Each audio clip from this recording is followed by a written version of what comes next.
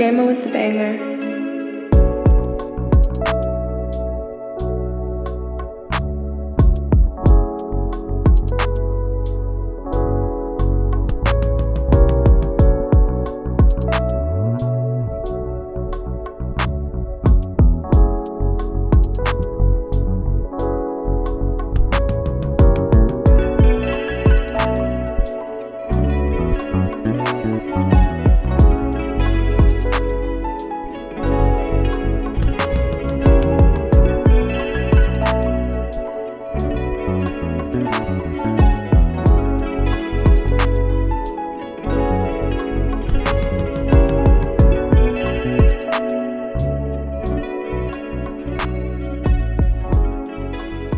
What's up, everybody? How's everyone doing today?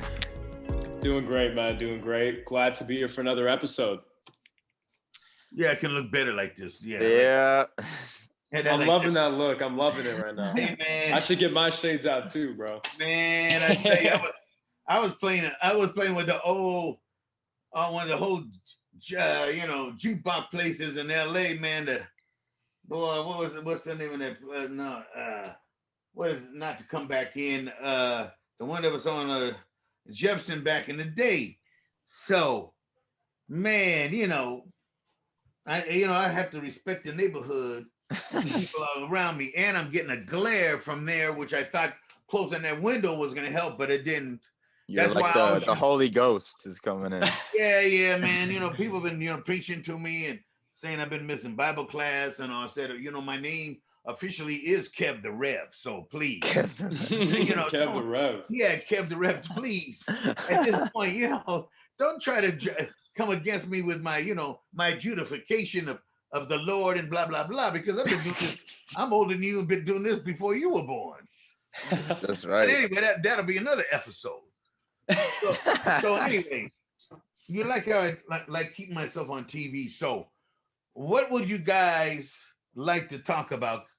Because probably you got one of those Zooms at about before you get to 30 minutes, you need to cut it off. So we paid premium in this. We got premium, yeah. In this beat. Oh, you got premium. You ain't getting out that quick. You ain't getting out that quick, Let me get this straight. Since we're doing this honestly, when I see this on YouTube and it hits 1 million viewers, well, the monetization on this stuff. Well, let me get my kid lawyer on that.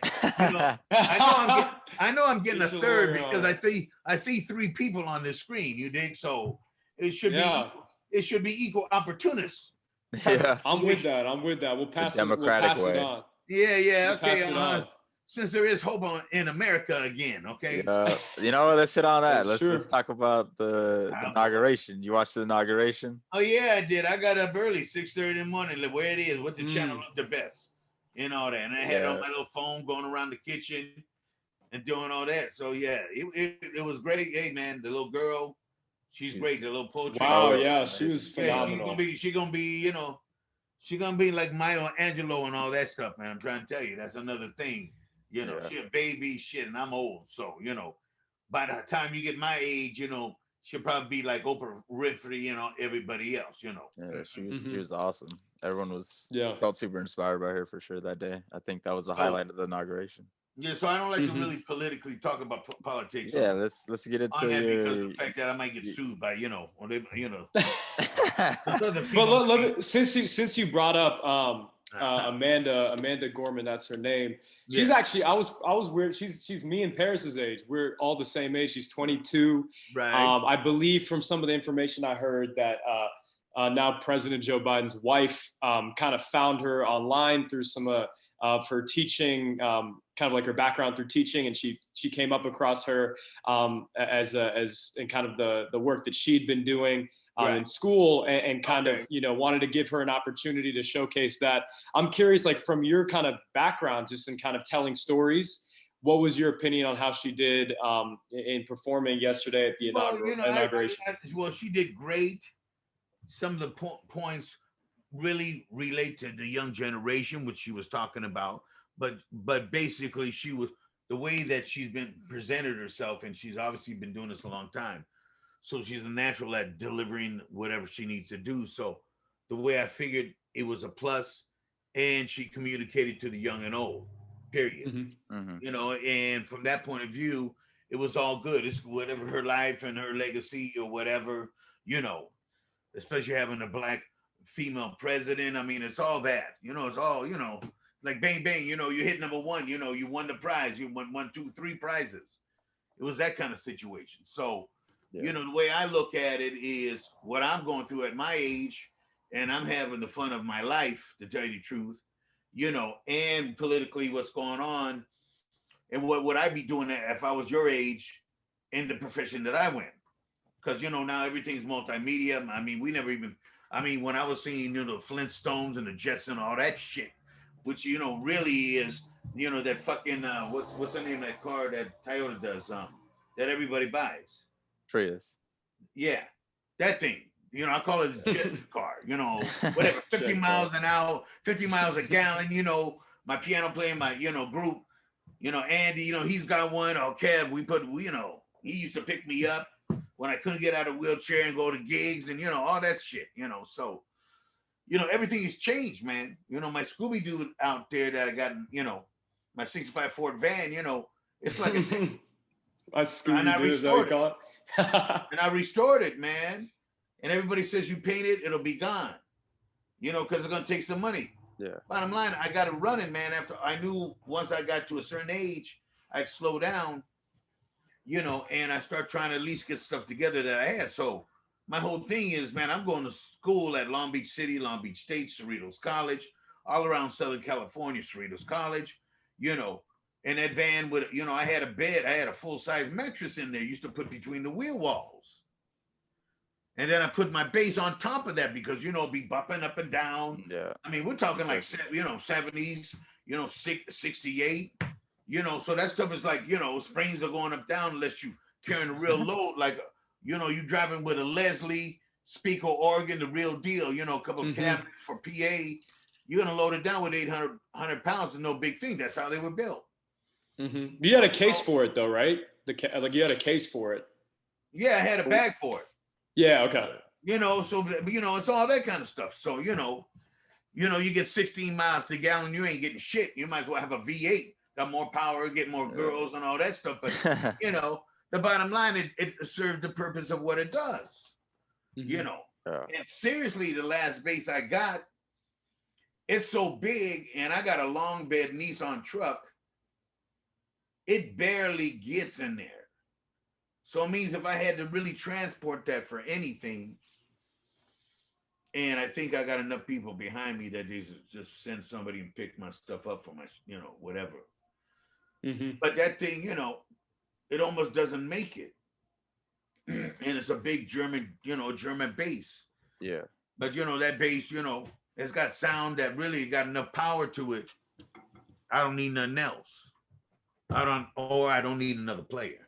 So when did you first start playing bass? How'd you discover bass? That was 9 years old. Okay. In my family band. Family band? Yeah, I read about this. Your brother and your sister played different instruments as well, right? And that's how you got into... Yeah. Well, I met Louis Armstrong at 5 years old. So I got the bug then. Wow. So Cheryl started teaching me piano with this little green book they used to give for beginners and kids. So I'm doing this stuff and all that. But she said after about a year, I wanted to play baseball. So I, you know, basically I did that and still kind of messed around. And by 7, my brother had a saxophone and used to catch me sneaking on it because he go out of the house and you got to understand, you got to get another mouthpiece. Yeah. Put on it. So we finally talked about that in our later life. And the confusion that he was talking about, all I had to do was get a mouthpiece that had a reed on it, I could use it.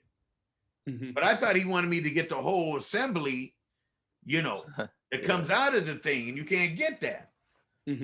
So whatever. So that was at 13. So at 9, I got a bass. And they needed a bass player. So I wanted to play drums. So my father said, no, with your handicap, I don't think so. Would be a good idea. But your brother and sister got a band. They need a bass player. Yeah. So they bought me a St. George bass, which was they went to the swap meet. They had swap meets, back in the 60s. Yeah, they still They got went to them. swap meets. They still got them. So they found me. Yeah, they found a bass for $20. Wow. Which swap meet was it? Is it still around? Yeah, there was a pair. There was one in Compton and there's one in Paramount. Okay. That was the closest to us. Okay. So I think that by that time it probably was the one in Paramount. Mm-hmm. So the bottom line is they got me the bass. So that was it. And so by the time they got me the bass, even though I started playing, sports, whatever, grammar school, because I was a pitcher, for a long time. I wanted to do the New York Giants. Yeah. Whoever it was at that time was the king pitcher and all that, Yeah. I know it's after Babe Ruth because it was like somewhere in the 60s. So I can't quote. Yeah, that's when New York Giants were good. The whole pennant, that whole famous pennant. Yeah, okay. Giants won the pennant, Yeah, so with all that stuff. So, that's how I got into basically playing. We had a family band until I was 16 or whatever. Basically by the time I got out of high school at 18, the band had disbanded because I think my sister was married by then. And my brother was off doing his thing. So my whole thing was, I played commercial music. I really say from about 11 years old, when you really remember 11 to about 16. By 16, now I'm getting like avant-garde jazz, all the stuff that's happening, over here, in LA, So now you're starting about talking about soul music, and we covered everything on the radio. So the thing with Robbie Krieger and I said, Robbie Krieger, I said, Light My Fire, and I kind of know the history of Light My Fire. And he goes, what are you talking about, Kev? I said, well, we used to play that song in my family group. He goes, really? A good thing you're catching this, Paris. Yeah. There's a lot of money, man. I'm trying to tell you. Yeah. So I said, yeah, man. I said, so let me make you correct here. So they released the short version, about 3 minutes and 30 minutes. Mm-hmm. That's like the radio edit? Yeah, it was radio edit. Yeah. So that was #1 for a whole fucking year on whatever radio station. I don't know. There was no classic rock. That was classic rock. But I'm just saying they had the different station, R&B station, classical, and all that.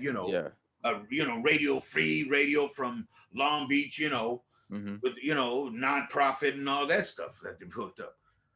So he says, "Yeah, you're correct, Kev." So I go, I said, then the second year, you released the long version, which is how long? No, it was like what? Shit, I don't know how long. 6 minutes maybe. Okay. So it has the long solo going on, with the organ, the blah blah blah blah. So he said you were right. So he's telling me, and figure you had 2 versions like that running in the mid 60s when everything was good in the country, because you had all the whatever, all the different companies, steel companies, blah blah blah, and it was all here. So our assets and everything was, you getting bigger money on whatever you're selling than nowadays. It's like releasing a whole new song almost. Yeah. Right. Yeah. So it's all that. So you figure for 2 years, you're getting all that reuse because everything's legitimate. Everybody's getting paid off. Everybody's getting a cut of the action because of all the unions that are in place. That's it. So that's all set up. And it's like business like usual. That's how it goes. That's still an issue too, because like the whole music industry, a lot of people, that's why they want to go independent now. They don't want to release albums through Well, the bottom line is nobody wants to bankroll anything. Yeah, that too. And it's all about money. And how you gonna make the money? How you gonna get your investment back? Everybody's investing in their own thing, and everybody has to invest in their own thing because how the world has come about. And the different things that have happened in the world at this point, they're where they are. You can't do nothing about it. It's just life. Yeah, and now all these artists have turned into clothing companies or like Well, hey man, hey man. doing what they got to do to make All a I buck, can say, all which I is can good. tell people, I don't know where you've been born or whatever, but the hustle ain't never stopped and it ain't never going to. Yeah. Because if you're gonna do what you I want, love that. I and love the that. bottom line, if you're gonna do whatever you're ever gonna do in your life, man, either you can blame Yeah. yourself because the bottom line is it only comes from you.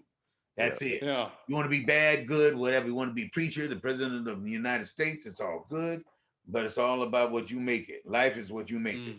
Period. Yeah. So in this day and age, you're getting old, you can't turn on a computer, blah, blah, blah. I'm really sorry, but I know before that even hit me in 2000, I was back to the Burbank adult school doing Dreamweaver and blah, blah, blah, and blah, blah, blah software and all that, man. And I was laughing one day, and the teacher said, Brandino, why are you laughing? I said, because, man, you teaching me how to pimp. He said, I'm teaching you how to pimp. I said, don't worry, man. You don't understand. I'm from Compton. You don't understand this. That's all right, teacher. I'm sorry, man. Oh, good. Hey. I said it was good work, man. You taught me something that's really that I'm applied. And it automatically, now you're seeing, just by doing 24 track stuff down to a digital computer. And you got every plug in the world. So, I've been doing this stuff or been on this stuff. Would have been farther ahead if I didn't go down 3 years ago. But whatever, I'm back on top. And I got, my 3 screens of stuff in front of me, plus my iPhone 12 Pro Max. 512 machine. They say, why, Brandino? Because everything for me is 4K, man. Kiss my ass. I mean, it's all that. Because you're going to capture at the rate you need to, because you can always downgrade, but you can't always upgrade. Yeah, that's absolutely correct. Really. So that's why I told him, I said, usually I like to do it on my iPad because you see the front door, but the glare that I'm getting over here is I see that glare. That glare looks bad, bro. Yeah, I can't do that, but I don't do that. That's the sun you get on the West Coast, though. That's West Coast sun right there. Cali sun. We don't get that. We don't get that here in the South. That's where I'm at right now, by the way. I'm in North Carolina, and we don't get that kind of sun. Oh, you in Carolina? I've been to Carolina. Yeah, you should tell Paris to come. He's never been. Yeah, North Carolina, but there's rednecks over there, right? It's interesting. For sure. I'm in the suburbs though, man. I'm in the nice area of Charlotte. Very different from the rest of North Carolina. No, I got one. I think my boy Wade, the singer, is over there. I always ask him which Carolina, north or south. North. Yeah, because I think south is where the soul food place I went to. Did you play any shows out there? No, I did. There's before all the shit. Every 2 years they have a black caucus at a town in one of the Carolinas. I think it's South Carolina. It's South Carolina. And it's for a week, and all the old players and young players in Hollywood, they put on performances, and they put performances of new works and acts or different plays or comics or whatever. So I went down with a friend of mine, my younger, that plays percussion with Stevie Wonder, and his wife had put a group of 3 women together. So we did these kind of like a vaudeville thing behind maybe 3 of us. He did percussion. Yeah. He's a percussion player. I played bass, and they had charts. And they basically wrote it like if you're going to do a 30-minute play with music background. So what I found out is, they have this, I think it's every 2 years, and they take over this city. They tell us, black people, man, I'm telling you. They look at me, they might think I might be the fucking IRS or some shit. But I'm just saying it. No, so they take the whole city over. I'm serious. And everything function-wise, and the whole city's laid out. So you have different events. You can go to seminars, blah, blah, blah, all kind of stuff. I'm telling you, it's like a NAMM show for musician, for people that are in the movie industry or doing playwrights for New York or whatever. They go there because that's where they network, and all that, man. So, I don't know where I stayed, but I know I didn't stay in the big hotel because all the big stars were in one of the biggest Hilton down there and whatever. But all I knew, that's where I went down to get some grits because they had some good grits. Yeah. I'm curious if you were not in Charlotte. Grits. Fried I don't chicken. Yeah, know. I gotta ask my boy Mayungo. yeah. Get back to me on that because there's a possibility it could have been. I mean, if you're talking major cities in the South, I can think of, in the Carolinas, you've got Charleston, you got Charlotte. Those are the two that kind of. I'm in Charlotte.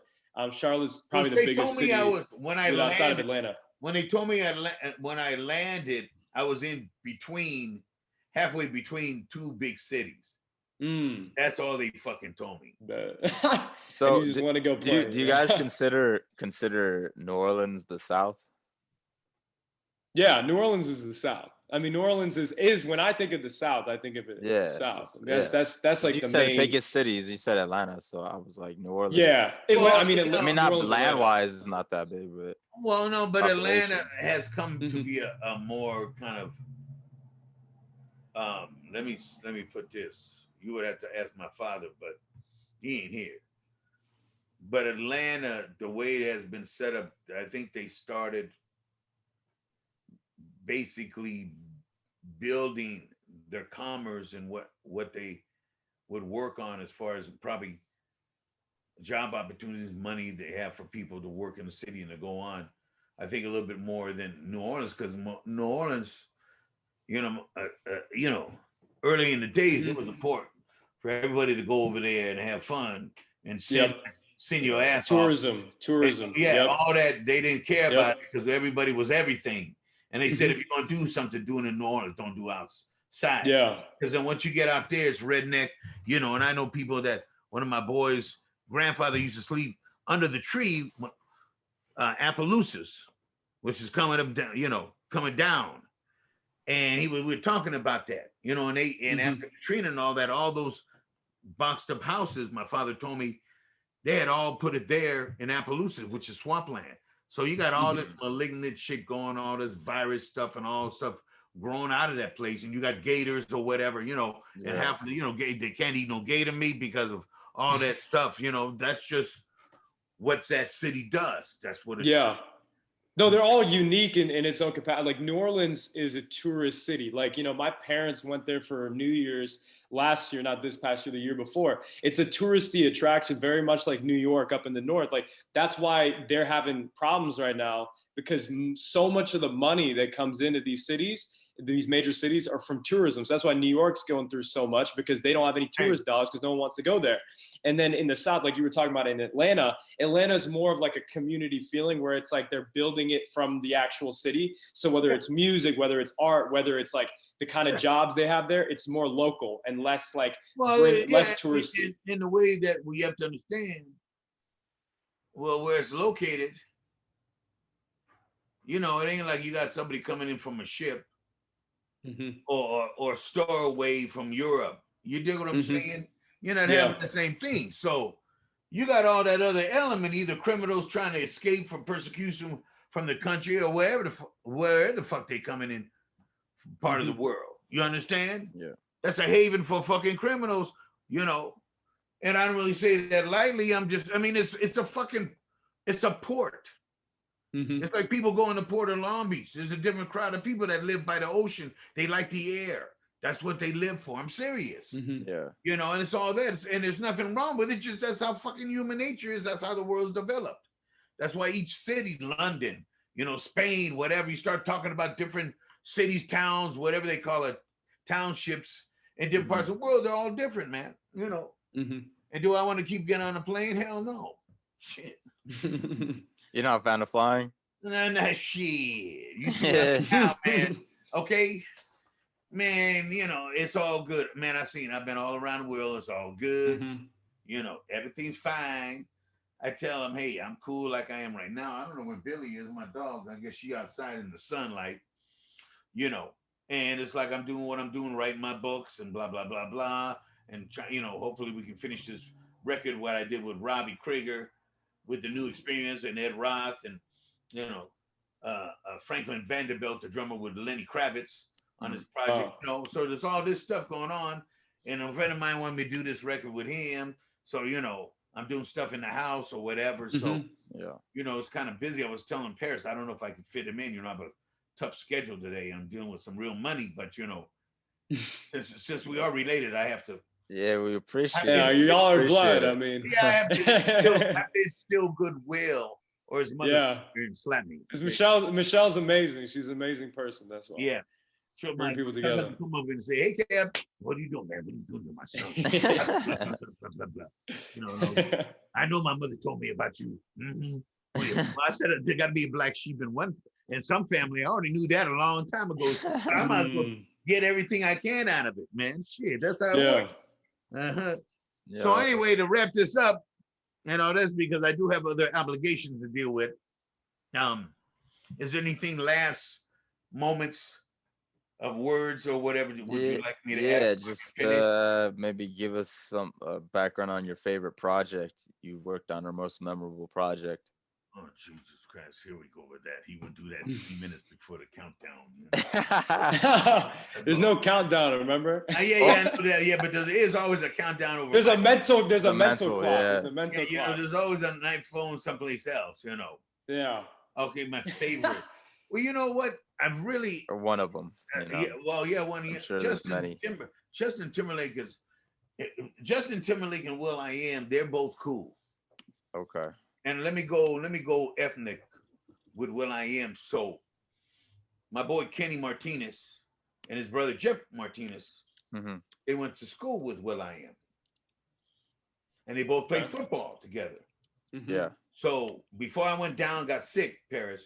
I tell them I do this thing for Will.i.am. So they're saying, well, we went to school with him.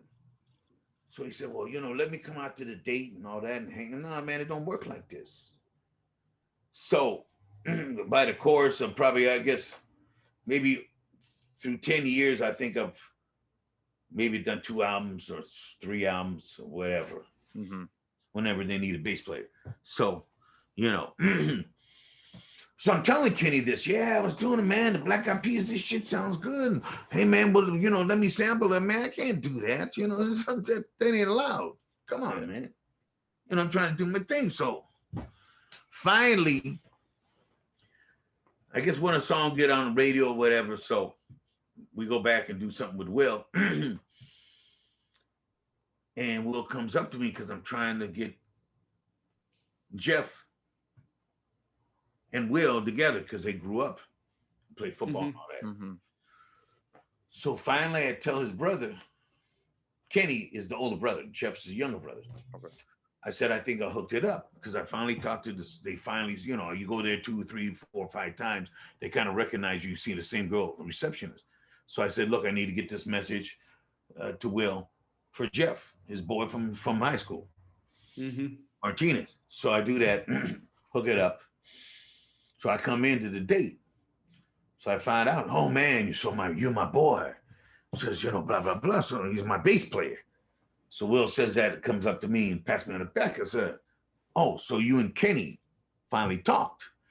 So I found out that Will was using this complex he's got over there in Hollywood. This is great. And he was doing a video, got a backdrop, the whole fucking bit. It's real cool. That's And he was doing probably doing a showcase for probably some of the record execs or whatever. So Mm-hmm. Jeff got invited. So supposedly he's sitting there doing his thing with his guys and the black, all the guys in Black Eyed Peas. And all of a sudden he stops in the middle of the song and says, man, is that you, Jeff? And Jeff says, yells back at Will, is that you, Will? Starts laughing and goes back into the song. Mm-hmm.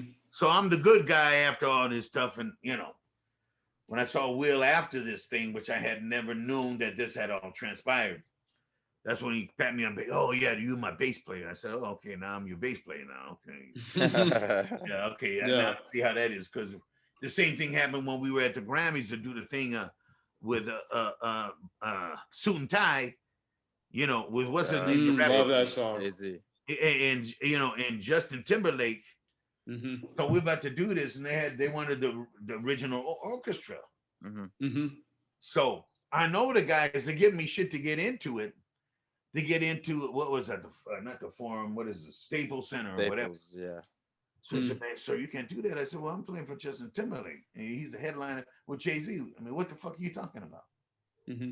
He said, well, man, you have that special. I don't have to do nothing. I'll just go fucking home, and then you'll get in trouble for not letting me come in to do this fucking thing. That I fucking did the record. What the fuck is wrong with you guys? I gotta go fucking oh what? So then I see one of my Johnny Lord that's from Center Stage where they do all this stuff. You see me, Kev, how you doing? I said, man, this guy's giving me a whole bunch of shit. He goes, so he tells the guy, man, he's with us, man. Just leave him the fuck alone. We got him. So he says, Kev, what's up? You playing with somebody? I said, well, I'm doing a show with Justin and Jay-Z and Beyonce and all this stuff. You know, I can't run this shit, man. I can't. Kev, park your fucking truck over there. Leave the keys in the car. We take care of it. Just go in there. I got you. Just So after that, man, he takes care of everything. I'm going, we got this riser. I got to go through steps and I'm wondering how the fuck I can get up there. And that's before I went down. I'm going up the motherfucker like this, no big thing. I got to carry a fucking bass. Oh, fuck you. No, so Johnny took care of everything. Serious. Yeah. So the bottom line is,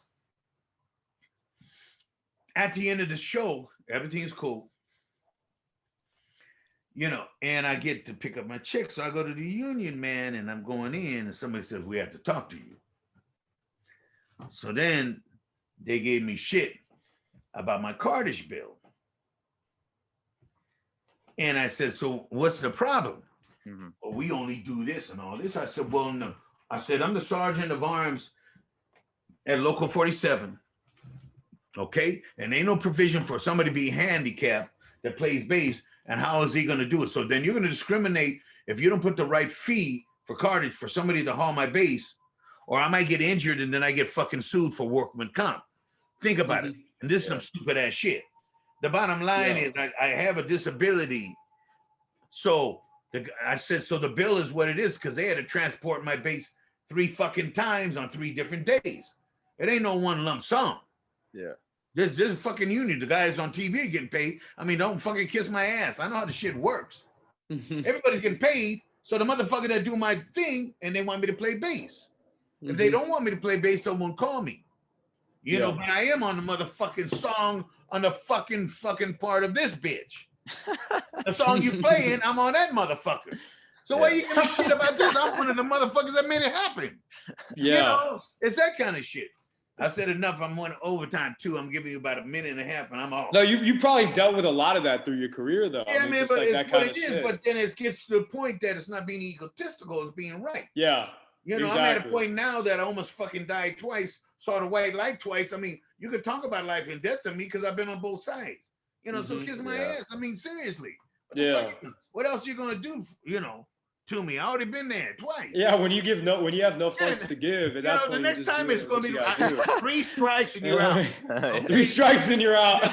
Got him. Exactly. That's what I did. I told my best thing was Saint Pancratius that we used to have to play against, and the guitar player in that family band was on that team, and I pitched him. And the legacy over there is that I struck out. You can only pitch 3. You can only do 3 innings. They don't let you do the whole game because they don't want that to happen. The other kid has to come in. So the legacy is there that with my friend that played guitar, that we grew up together playing music, and all that. 9 of his guys I struck out on a row. Okay? I went down number 3, 1, 2, 3. You down, fastball, slider, all that shit. Okay? Next inning, we come up, do that. They wouldn't even want to. Then I think on that game, I hit a home run. I hit a grand slam because I hit the ball so hard, first grade building, and went over that building. So then I just walked around the bases, smiling my ass off. We won the game. Pep in your step. And all that. And I struck out. Nobody had a hit on me that game. I struck everybody out. Dang. So anyway, it was nice meeting you, young man. No, it's been amazing. Graduate from NYU. Keep it clean. Anything you put out with my stuff on it. I see all the footage ahead of time, or my lawyer and everybody else will be in me. So if you would do that, no doubt, kind of do that, so that way I can keep my integrity and all my other little. No doubt. That I might have we got you. Yeah, we got you covered. Yeah. Oh shit. He was on a roll. I know what so they can play some of my speeches for the young people, since That's why we're doing this. We That's want, the whole because thing. this is what it's about, man. Yeah, Get these youngins I'm all about the key. to learn more. You see that You know what Blair, I mean? man, but the next time, hopefully, Paris will get it together, so we'll be on the other one over here. For sure, Yeah. for sure. Okay. Have a good day. All that stuff. I have to attend to business today. Go get that But money. it's nice talking to you. Great, Been amazing, success. man. And go ahead with that podcast. That's the bottom line. Yeah, It's all good. That's where it's at. And 3 strikes you're out. You know what I mean? Yeah, That'd have been a hell of a name for a podcast That's a too. good You know, one. 3 strikes you're out. Hey man, you can Yeah. if you don't, I might. hey, if you do start one up, get us on there. Get us on there to don't worry. Yeah, I got. We got some stories to tell. Yeah. That might, be interesting. The bottom line is, see, I already got the comedy show with Momo, the one that he sent you. Yeah. Yeah. You sent him that show, right? Yeah.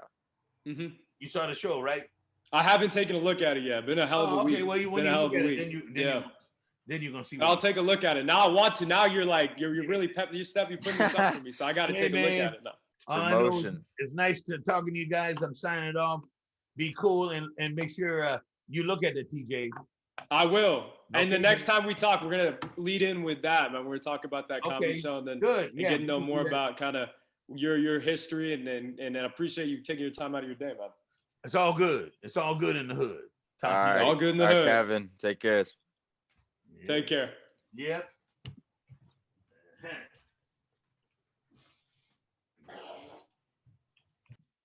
There we go.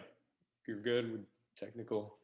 Wow, that was awesome, man. That was great getting to meet him, and you've definitely talked about him a couple of times before. I think you brought him up, and Yeah. I read a little bit about him. I'm looking forward to kind of continuously.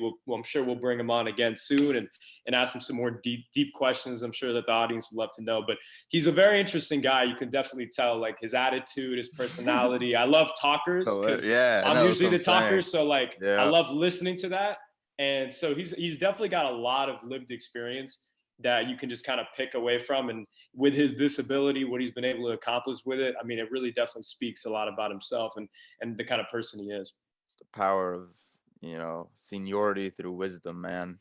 Yeah. Well, you got to respect your elders, Elders could Exactly. be 30-year-old, 40-year-old, doesn't matter. But like they, I always have the thing. We don't have enough of that My today. mom's like, you can't tell me shit because I'm older than you. I'm like, Yeah. okay, that's fair. I mean, sometimes you Sure. can say some shit, but like at the end of the day, at the end of the day, you clearly have more life experience for sure, which I'll give you, not 10 times out of 10, but like for sure, sometimes we know some things, like if it's a thing that's more tailored towards our generation, we probably have more knowledge for it, but they have an extensive amount of knowledge for everything else, which you can't even compare to. I mean, they also, because they've been through, sometimes just like going through some tough shit, like when you've gone through more of that, then you know the feeling of it, and so you can kind of teach people about it. And so there's a kind of calmness that parents and just elders in general, those who are older, like have an idea about, and can give you that kind of shed that information, shed that experience onto you, and then you can use that one day for somebody else. And that's something big for me, is like the amount of times, like, like these younger kids, bro, like you're talking 18, 17, 19, like they don't know what that means, that like respect. I'm not saying all of them, I'm saying, of course there's many that do, but this respect the elders kind of thing. Like you see so many of the times that, because there's so much going on, there's so much news, so much, entertainment, there's so much technology, there's so many things that people can do, that like we are in a situation where the younger generation doesn't exactly appreciate, all the things that those, like their parents or grandparents would be telling them. And those are the things that you're going to really remember. You're going to forget about Fortnite. You're going to forget about fucking the dumb shit. And you're going to always remember the important conversations you had, those moments. And that's something that I've done, like through this pandemic, is like the chances I've gotten to like interact with my aunties and uncles and my granduncle and grandaunt and anybody who's in my, extended family, like just listening to the shit that they say and like learning from it and like taking in the advice that they give me more than I used to when I was like in high school and shit, where I was just be like, for sure. And like you nod your head and you like act like you're listening. Exactly. Yeah. You know, that's the important stuff. That's what life's about. You know, I think he kind of put it out there pretty, you know, he's like, you know, if you're in a situation like the one he's in, like you don't have a lot to complain. I mean, like you can't complain, you know, if you've got a ability to do all these other things. And he's showcased his skill set and his passion. I believe I read something up and I want to ask him about this. Like when he was young, he told his mom, like, I'm going to be a professional musician. I'm going to kill it and all this shit. And like, he did that and he's achieved that. He's won Grammys. He's been part of, you know, whether it's been, you know, different, you know, tracks or different records or, you know, working with different musicians. He's been part of that and been a big part of the musical scene over the last 40, 50 years. And so, you know, that's always important. It's just applying yourself pretty much at the end of the day. Like you said, just go get it, get after it, go get it done. You know, it may take a day, a month, a week, a year, 10 years, whatever, but get it done if you want to commit to something that you're passionate about. That's what I always say. You know, so many people have these jobs. Maybe they took it out of desperation. Maybe they took it because they saw the money and the figures for all that. But then they're sitting there day after day, hating themselves, hating their life, hating what they do. Yeah. And it's like, that's why the whole idea is like money can't buy you happiness. It's like, yeah, money could give you materialistic wealth and stuff to, I guess, temporarily make you happy. And like, I like expensive stuff. Everyone, I mean, not everyone has expensive taste, but I have an expensive taste. But I'm frugal with my money and I don't spend it in stupid ways. Yes, I would like to have millions of dollars, but I would also overrule that with doing something that I like and that I enjoy learning, that I enjoy expressing myself through, whether it's sports or this podcast that we have fun, get to talk about whatever we want and control. And that's what I like. I like to be able to control my own destiny, control the things that I do. Like, I don't mind working for people. I'm a team player at the end of the day, but even a lot of the times, like the whole hierarchy of the workforce or just the whole world in general is like, sometimes the people you work under are like, you know, I've thought to myself at times, like, damn, how did you get this job? Because you don't know, like, you're telling me to do things that you have no idea about. I'm like basically doing your job for you. And this is even like in group group projects in school, for instance. Like if you had a team leader or whatever, I'm like, not to say that I'm like who put you here? Like who elected you to this position, like, bro? Exactly. You know? It's like, I'm not trying to be like cocky, like I know everything, but like in certain situations, I'm like, I for sure, like, you can't tell me that I don't know this thing, because I know deep down in my heart and soul that I know this shit, and you can't tell me otherwise. You know, and that's the other thing too. People tell you like, do this way, do that way. It's like, how about let me just get it done for you in the best way I know how to do it, and I'll get it done the best way possible. You know, I understand that I'm going to take some criticism, I'm going to take some advice, some guidance, because that's all warranted and that's great. But like when you're trying to control what I do, like I remember I played for this one baseball team that like really made me hate baseball, bro. They just made me say, fuck this. I'm about to retire, hang up the cleats. Matter of fact, I quit my team senior year because it was on some bullshit, bro. Like they were trying to, I felt like a robot. Like I had to be this certain way just to appease this person. Yeah, to be like a cog in the machine. Yeah, and like, and I'm such a like, you know, nice dude and like a team player at the end of the day. And I was like, fuck it, let me just like be respectful. That I show my respect, try to do it their way. And I realized like, why the fuck am I listening to these people? Like, but it's tough when you're like a senior, because like when you're younger, you can kind of do that because you're like, oh, like, you know, there's elders, there's people who like been here longer. Maybe they're not as talented, but they deserve some, you know, respect for that. But then when you're a senior, I feel like it's a different story. It's like you feel like this is it. Like I might never play this again. I might never do this again. And like I want to be able to do it in some kind of way where I feel comfortable, you know? And I want to be able, even though you got to follow those. That's the worst thing, because I've had a similar experience when I was playing football in high school. Like you get that. I really respected the coaches and I really respected discipline. I think those things are very important to people. Like people need that discipline, humility, honesty, you know, teamwork. Like that's some really important shit that helps you in life.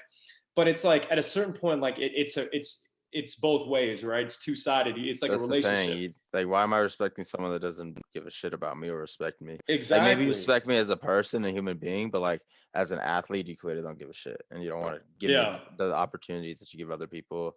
And it's almost like you see in sports, like when, like for instance, Chelsea right now, we have Timo Werner, who's and Kai Havertz, two German dudes we got that are supposed to be our next stars, whatever. We sign them for millions and millions of dollars, and they're just been shit. That's horrible, like terrible this year. And they There's keep no getting chances cap after though, chance right? after So they chance after can. chance after chance. And that's like that's the problem about a lot of coaches or leaders that invest so much, whether it's money or their time or their effort or their like hype. Like they hype these people up so much and they want them to do good. So they look good because they fucking put this guy on. For sure. And it's like, so they keep going. And in reality, like, dude, why are you continuing to lose these games? Why are you like allowing this person to have so many fucking chances when there's another guy that's either has kind of proven himself or is like that could prove himself? Like, just move on, bro. Like, you don't have to stay stagnant in the same place for all this time. So that's why I was like in this particular team in my high school. I was like, fuck this bullshit. I remember one time, bro, we were about to I was supposed to go to a tournament in Vegas, and this was when I was like, "Fuck this, bro! Like, I'm not trying to go and just go there to sit on the fucking bench, bro. Like, I don't sit on the bench. The fuck is that?" And like that's me. That maybe people perceive that me as like being cocky and like all that shit, and like who the fuck are these? But that's for real. Why am I not cocky, confident in my abilities, bro? I'm not gonna sit on the fucking bench to someone I know is not better than me. Like, fuck out of here with that, bro. Like, little fucking dude, I could fucking squash with my two fucking little fingers, bro. Little tiny ass runt. I'm not gonna let this fucking bitch play over me, bro. And like, maybe this person listens to this down the line, and that's the thing. I don't give a shit, bro. I know the fuck. Like, that's just my self confidence, bro. Maybe someone views it differently. I don't care how you view it, but I think everyone should have their own self confidence and grind it out, bro. Like, obviously, I was very coachable, bro. Like, I've never had any issues with coaches in my entire life until this fucking instance, because there was no respect. That's the thing, core respect. Exactly, it's all about respect. Even if I don't agree with your methods, I'm still gonna like show you respect and be a nice person. For sure. I'm not gonna be a dick, but like if you don't show me the respect back, I'm gonna talk shit about you. I don't give a fuck. You know, it's just how it is, bro. And like, oh, say it to his face. I'm like, why? I'm not gonna give you the respect saying it to your face. I'm gonna just go behind your back and tell everybody how much of an asshole you are, because that's the fuck you deserve. You're not showing me any respect, so why should I show you respect? That's just the way of life and reality.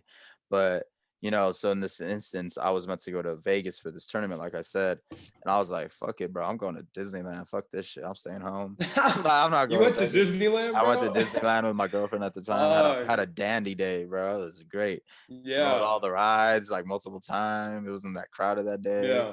Had a blast. Was that supposed to be like a scrimmage type thing, or like, it was like a tournament? It was like a tournament. Okay, it's like a preseason tournament type of thing. Or maybe it was like a mid-season, like when we had like a couple bye. Whatever it was like one of those things. Invitational, some shit. I was like, so what? I'm gonna go to just fucking like hang in Vegas, not even on the strip, like off the strip. It's this hotel that, like, nah, I'm not about to do that, bro. That sounds pretty lame to me. So I didn't do it. I went to Disneyland, and then short thereafter, I was like, I just didn't stop showing up to practice. And then I told him like, nah, I'm outie, dude. And then I actually went and played for this developmental league where there's a lot of like, I think like 25-year-old, between 25 and 30-year-olds, and I was allowed to play in it just because I don't know how I even got to play in it. But anyway, and we actually played at the field that they shot the movie with. It's about the women's baseball league with Tom Hanks, League of Their Own. I don't know if you ever saw it. We played this field, so it's pretty dope. And you know, playing against like better, like, I don't know if you want to say better competition, but more mature competition, and like what a college like baseball career would be, or like even minor league, developmental league, like adult, whatever. It was like more mature, and that was cool, bro. It got to NYU, and then I went, and then I was just like, that's it, bro. You know, and I don't regret it. You know, I thought, but for a long time, I thought baseball was gonna be my career. That was my passion. That's what I wanted to do. And then, you know, shit happens in life where it's not in your control. You can't really do anything about it. Similar to like you and your brother, like you told me, especially your brother. That's the shit. Like, my brother was worse. My brother was worse than me, and I'm sure when we try to get him on here. He'll get deep on that. But it's like, you know, we had to deal with that in its own way. Like football it's so interesting because you know, our coaches were like, one of my coaches, my junior year was my English teacher, you know, like you see these people like in and out of during the day. And it's weird, but like, I feel like when you build a personal relationship with a coach, that helps. You know, it really does help. It translates to opportunities you get on the field, respect you get in practice, stuff like that. And my relationship with my English teacher, who was the defense coordinator on our team, helped me because he gave me a lot of opportunities that I wouldn't have got otherwise, just based on the talent that we had on the team. And so that particular year, which we had a lot of talent, so it was kind of shocking. Like when that coaching staff ended up leaving for my senior year, it was this new coaching staff came in. They were running some bullshit option where they had one receiver out, you know, two receivers out max. So it was a straight running. While we were running spread before, and then we went to that, and basically that meant a heavy run set, and I was never going to be a running back. I mean, I couldn't do that. I was a receiver, and I played DB. And so like for me, it was a tough position unless you were the top of the top in regards to, you know, how, you know, the best receiver on the team. You weren't going to get as much time to see the field, and that was a tough part for me. It's kind of like figuring out how, you know, what position to play and how much do I love. I mean, I love the sport. So I ended up finishing the season just because for me, it was more about myself. It was like, I'm going to finish this. Even if I'm not getting the time on the field as I thought I would, I'm going to finish this because it's good for me. So I can say, you know, fuck these guys. Like, fuck these guys for not looking and giving me a shot. It's one thing when like, because I had a coach on that staff that really liked me, and then he went for like a week or two, and a new coach came in and he didn't like me as much. And he took over that core. And so basically I was in the second string instead of where I was. And that little difference, it's weird how like things can change. That sucks, you know what I mean? That's like the that. whole problem about, you exactly. know, especially high school sports in particular. Like people just ride the hype or ride the relationship outside of the actual sport. Like if you're a coach or like you played in their like developmental team before, they're familiar with you, they're gonna fucking ride you till you like absolutely like clearly suck like shit. Like you can't hit a ball. Exactly. You can't catch a pass. Like you can't. You just absolutely are trash. But they're gonna ride you until that day, and that day may be like a year from now, whatever. But and they won't even look your way, bro. They won't even think about your shit. They don't exactly, bro. And it's the thing is one of that coaching staff, like there were coaches on the staff who cared about their players. They really did, and I'm sure they've been looking up and like checking on to see how they're doing. That seems to be the assistant coaches like that, huh? The assistant coaches always do that more, and the head coaches don't give two shits. They just care about they're just like, oh, I picked my guys, for them. I'm gonna stick with it. These are my dogs. Exactly. Like I care about the talented guys. I want to know how they're doing because that puts an image on me. These other guys, like who may be doing great things with their life academically and then, you know, professionally, I don't give a fuck about that. Like I can remember this one instance, and I'll say this now, is that I went in, and there was a complicated backstory to this, but I won't get into that. Basically into the coach's office after I was in college, and went back to watch my brother play and shit. And I went to go speak to the head coaches to kind of just like talk to the guys, like see how they're doing, because I hadn't seen them in a year, 2 years, I think at that time. And I mean, they were literally only like two of them knew where I went to school, you know, what I was doing. They kept up. Because they had kids that were like either in my grade or their grade below me who knew me. So it was like, I think it was more of like they kind of had an idea. And then you had like the head coaching staff, like the main guy, basically had no idea what the fuck I was doing. He had no idea where I was. He had no idea what I was doing, you know, why I was back and all this shit. And he was very just ignorant and just as a person. I didn't like his personality. He ended up getting, and I told it to him that day. I remember this one occasion where I went in there and I told him like, I just kind of went off because I was like, bro, like it was more about my brother than it was about me. It was about the shit my brother was going through. I told you about this. And I went off on him and I told him shit like, you're going to get fired and don't worry about it. It's all good. He was like, you're never going to be invited back here to this. He said, you're never going to be invited to this, to the field house ever again. I'm like, bro, you ain't going to be here to disinvite me next year. So I literally was like, I was in that moment where like shit just comes out perfectly. And it's so shucks, I can't go to a high school field house. Shucks, that sucks. Yeah, fuck. I don't know. I'm like best friends with the principal, bro. Like, the principal loves me. So I was like, she loves me. I can do whatever I want. She'll be like, you can come in. So don't give me this attitude. You don't run shit, bro. People don't fuck with you here. And that's exactly what happened. But it's like, I don't know how those kind of people get into those positions of opportunity and power, because it's one thing to have a coach that disagrees with you power. It's the whole philosophically, power of like thing, man. it's another coach that literally has something out for you personally and wants to showcase that. And that's that kind of attitude that I fucking and they hate. tell And I've been themselves lucky that they I haven't don't, had that. but it's clear. Exactly. Like it's clear. And it's like maybe clear. maybe it's not, but like at least that's how you perceive it. Exactly. And it's like, why am I gonna give you my time of day? Exactly. It's like, I mean, it's all and it's still, and it does piss you off to a degree, because you're like, like you give your time and your heart, and you really every day, like that's what you do, you know what I mean? And so you're young, and so many of these kids, I really felt worse, not for me, but for the other kids who were younger than me who were playing, because they had gone through hell and back for multiple years, not just 1 year, senior year, when you just don't give a fuck at that point, right? But it was like they've really gone through a lot, and they needed guidance, and just like anybody does. And I got guidance my freshman and junior year playing football, and I felt bad for these kids that they weren't getting that guidance, they weren't getting that respect, they weren't getting that just basic decency and care from their coaches, and so that's from their head coach. And so for me, that was what really ticked me off. And I didn't even, more than just my brother, it was just like his friends and stuff. So it's kind of like that kind of shit is what really obsessed me about high school sports. And it's not just high school sports. I mean, I got something I did when I was in high school is I also was like, I did like flag football coaching and like coached at like a church league and stuff like that. Cool. And a lot of the parents are super like antagonistic and protective and like very into it. And they don't know how to like, I had my own team, which was really dope. And it was a lot of kids that have been through a lot of like tough shit, or they were very uncomfortable talking to, like other kids. They had a hard time fitting in. They weren't the most athletic. Some were really athletic, others were not. And it was this good mix of kids. And like, we were teaching them. I mean, obviously there was a bigger religious teaching, and I wasn't really teaching them that. I was more teaching them like basic shit. I was teaching them. Hallelujah. Exactly. And I mean, like, I was with it because I was like, at least I get to like be part of this and help these kids in my own way. And they'll see a brown guy who like played football and be like, shit, all right, that's normal. Like that's a normal thing. Yeah. And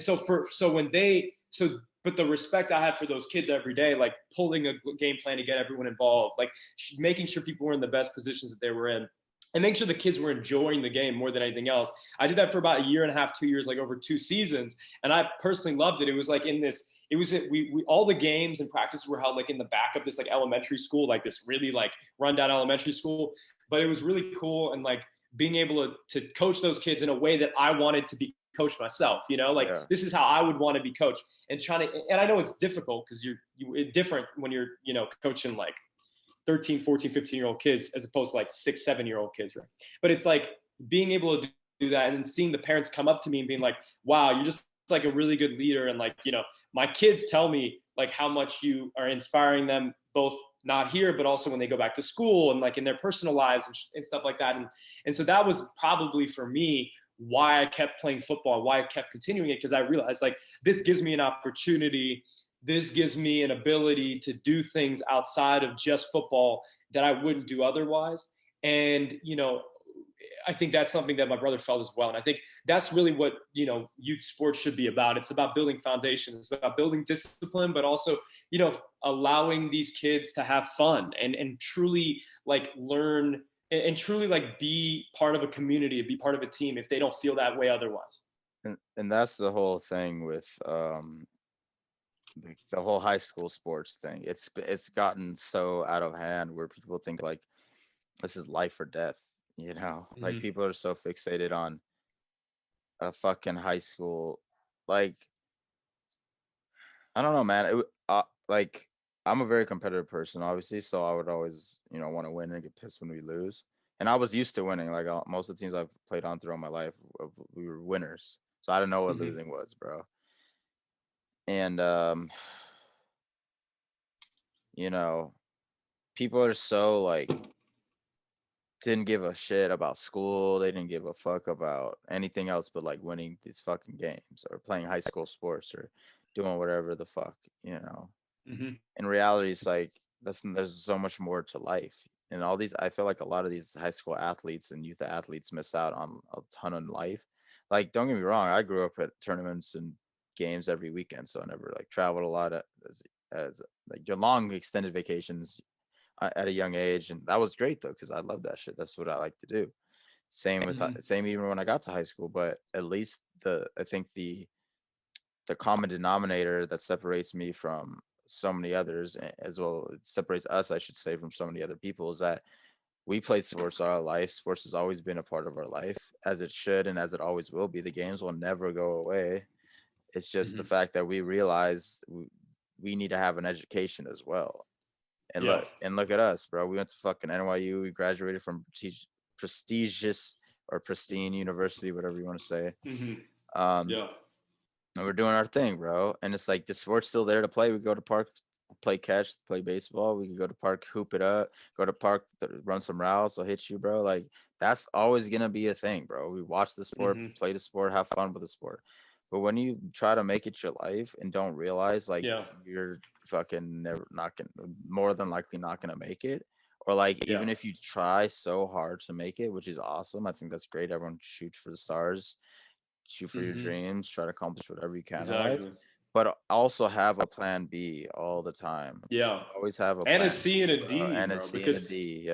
It's like with anything though, right? It's not just, I don't even know if that's just specific to sports, but you see it a lot in sports, but it's also specific to, you know, chess or like anything, you know, anything you think, you know, you're really good at, like it's almost like don't put everything in one box. Like don't have everything eggs in one basket. Because all the eggs in one basket, exactly. Because it's like you're going to have tough shit that happens to you that could change that, like alter that, an injury. And it's out of your control. Something, times, it's out of your control.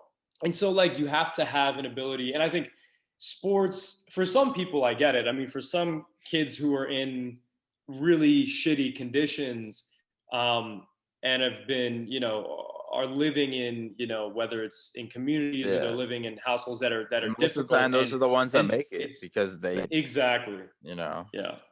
And it's not even that they necessarily. I think a lot of the time, too much of the time, in like films and stuff, you see so many, you know, black and brown kids and predominantly black kids that are like portrayed as that they need football and like it's the way out, you know, and it is true, but they also are very academically gifted. And I don't think that's ever talked about enough. Like you look at some of these guys like Justin Fields. Now Justin Fields is different because he did kind of grow up in a pretty good household and in a nice neighborhood. But if you look at a lot of kids, most kids that have a tough, you know, foundation, maybe don't have aren't going to the greatest school, they're also academically really trying and they're working hard, a majority.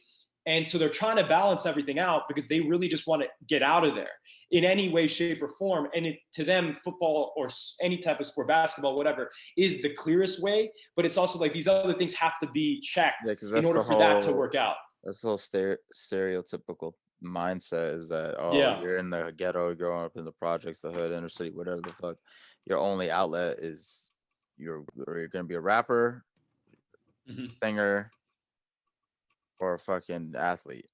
You know, that's like what people perceive it as, where that's so far gone because in reality, it's like these people, there's probably tons of fucking geniuses that could discover, maybe even cure cancer. I don't know, but they don't have the resources or opportunities to actually act upon that intellect, and they have the willingness to gain knowledge, so they gain knowledge through different things, you know, not necessarily academics, bro, and stuff like that, because they just don't have that opportunity, but they gain knowledge through, you know, I guess you could say street knowledge or whatever the hell you want. So so as an individual and as a personable human being, they're so on such a higher level than maybe some guy that's had that opportunity to be this mathematician. And it's like, but that's all they are. They don't have a personality. They're just a fucking robot. Doing math equations all day, typing accounting, whatever the hell you get into. That's like, that's something that I noticed too at NYU in particular. Like there was so many robots at our school, bro. Like there was not, like half of our population wasn't human. It was like Skynet. Skynet went live. You know, the Terminator. I mean, it's that are non-factual. I wonder if it's like that in most. I don't think it's not like that in other schools. Like it's very, I think, and it's very not just NYU, but very like either Ivy League / private universities for that to be going on, where you have like like 60-70% of the school, like the population doesn't want to go out, doesn't want to do anything, doesn't want to have a good time, doesn't want to enjoy life, doesn't want to see the city. They just want to study and work and like sit there and do it. And that kind of like trickles into everybody. Exactly, dude. It's like, what's the point of going to college if you're not going to have those experiences? You're right. The trickling factor. You see people doing that at boats, grinding like, am I not working hard enough?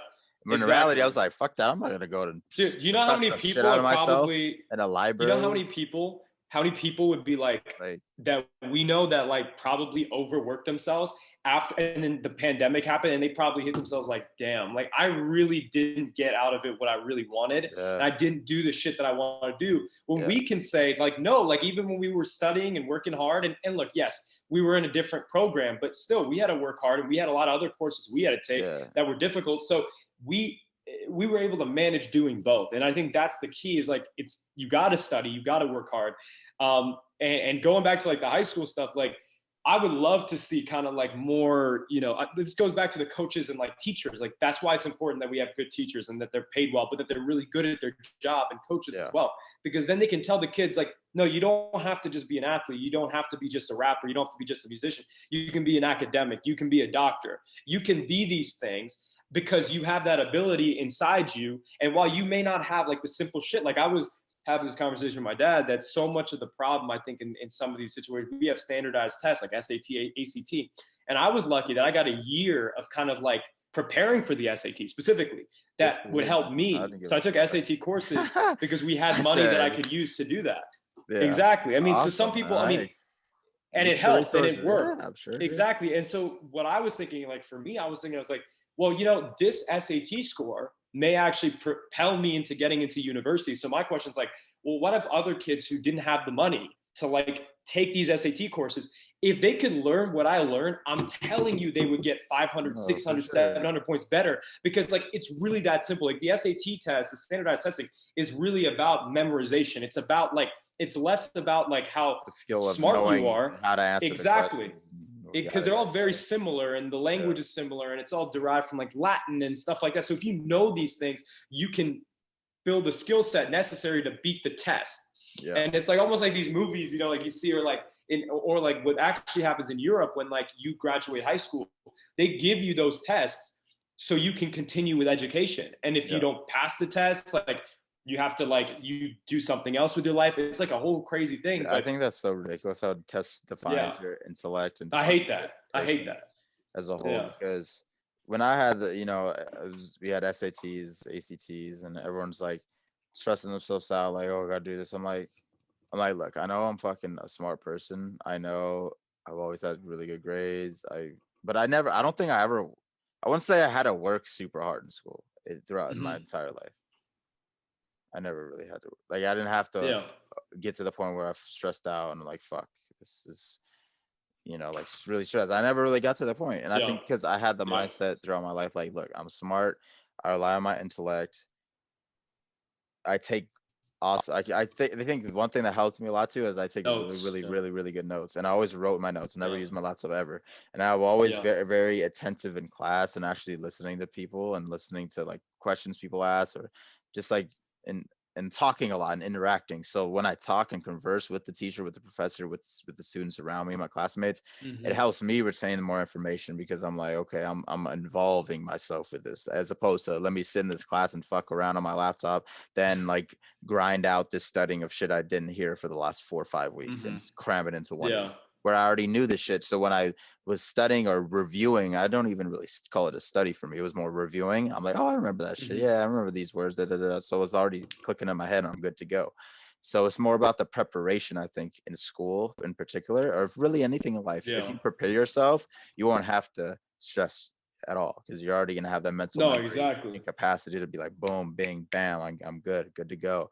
And when I was in NYU, like you were talking about how people stress themselves, overwork themselves. I'm like, my mentality in NYU was like, obviously I'm not gonna like get a C. That's not gonna happen. I'm not gonna let that happen. But I did get a C in NYU. I got 1 C. Wait. Yeah, 1 C. And fucking 8 a.m. psychology. So give me a break, Yeah. That's a little crazy. It's tough. I mean, it's a tough time to have that class. That course. And I always had A's A's and B's, and I think the more people say shit gets harder your junior, senior year, or whatever, and I think it got easier for me because I was like realizing, why am I going to stress myself out about these classes? How about let me just sit in here and enjoy these classes, write my notes, do my thing.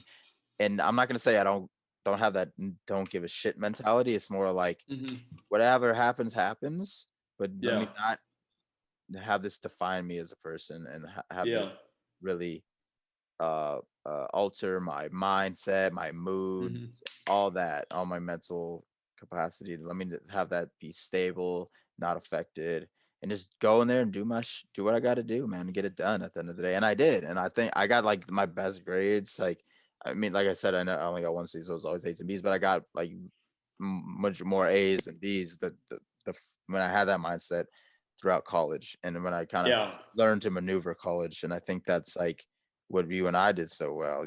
I think we had a similar mindset and way to go about things, and we were like always on top of the game, and all these classes, like we were. I feel like we always say this, but we did run these classes, bro, because we were the run that shit. Though. We were the vocal people. Even the not core classes, bro. We'd be the ones engaging and kind of talking about shit. Remember Jazz? Like Jazz, he's like, wow, I thought the back rows for the back row was whack, and like bro. We were the. But you guys are the only ones asking questions, so shout out the back row ran the fucking the whole class. He ran the class, for sure. And those are like the things I'll remember from school, like because a lot of times, like shit, it sucks. Like you go to class and like. It's good to have people in the class because that makes shit a lot more fun and interesting. Yeah, for sure. But like those are one of the things that I really miss. The other thing I really miss, bro, is barber talk, bro. I miss like I getting my hair cut and like talking about life to my barber. Like when I was working with the Nets, right, with the Brooklyn Nets, like I'll go work next day, before I'm about to go work, get like a cut at Astor Place, and I have my guy there, Zach. And like this guy, great dude, like by the way, but he basically like we have like 30-minute conversations as he's like fading me out, like just talking about like how's school going, like how's life, like how's your job, what do you think about the Nets, like what do you think about how they're playing and all this shit. And like those little things, like I don't have that anymore. Like now I get my hair cut from some like auntie, you know what I mean? Like if like we don't, what are we gonna talk about? We got our shit on, like we're masked up and like we can't communicate. We don't know each other on that personal level. And I've always had like a specific, weirdly, like a good relationship with my barbers. And I know you have too, because not just the one I had in New York, which ended up being for about a couple of years. And I had a few different guys, Zach being the most predominant one, but I had other guys too that were really great.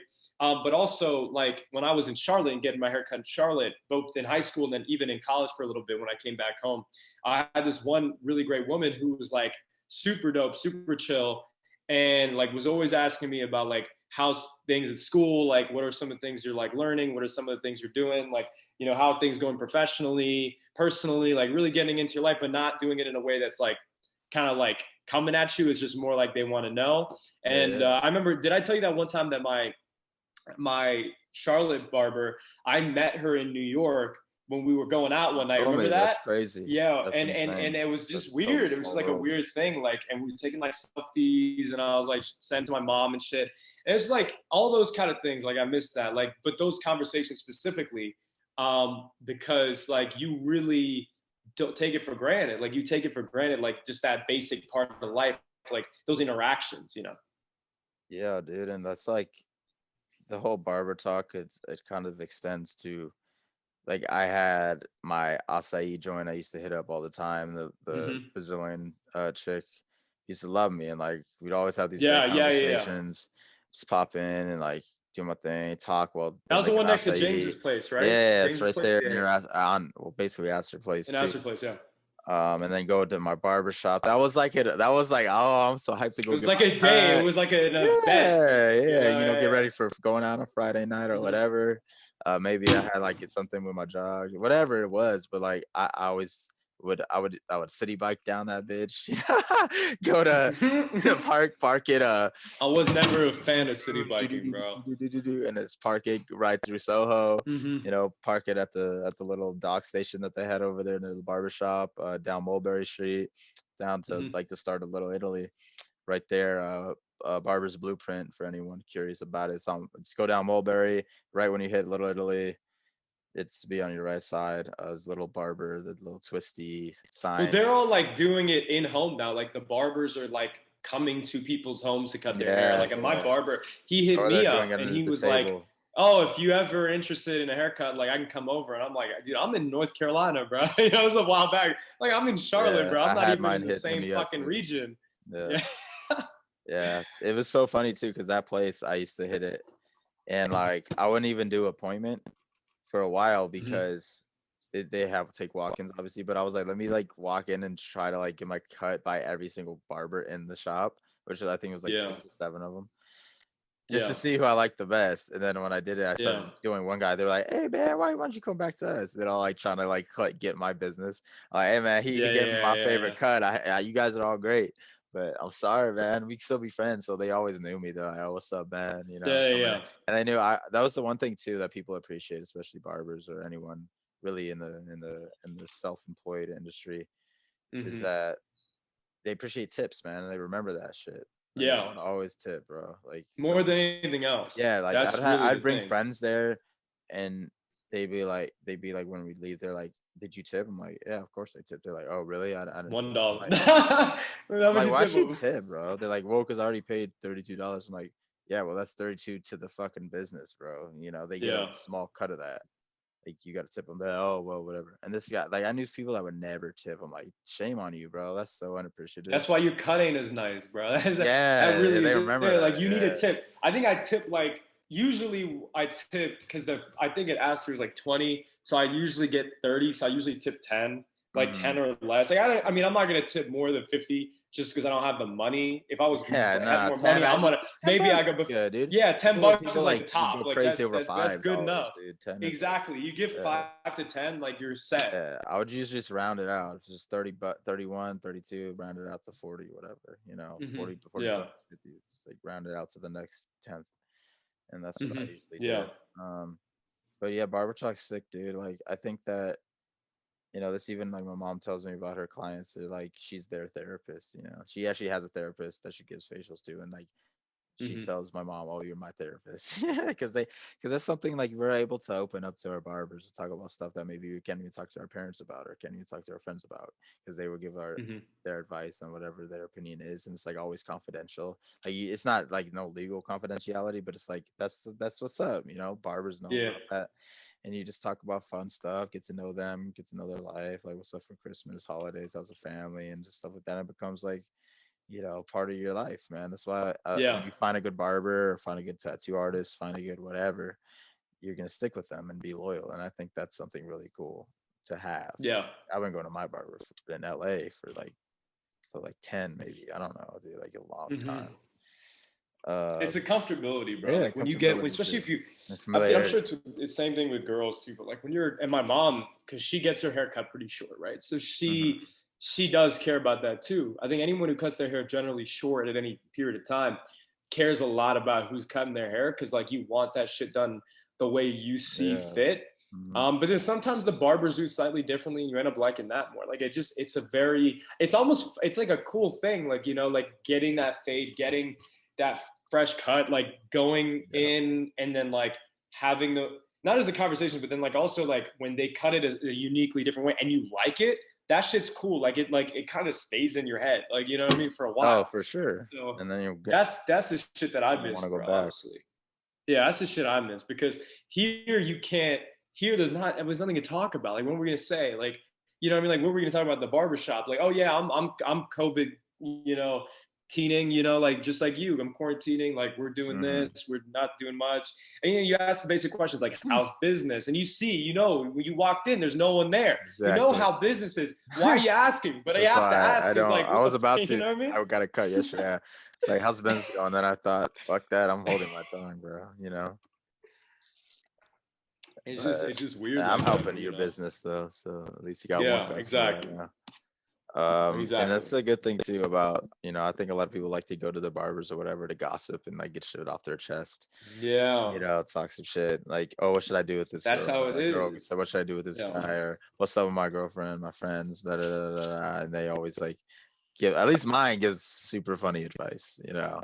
or like recommendations for fun things to do. This whatever, and that's so cool. Yeah. But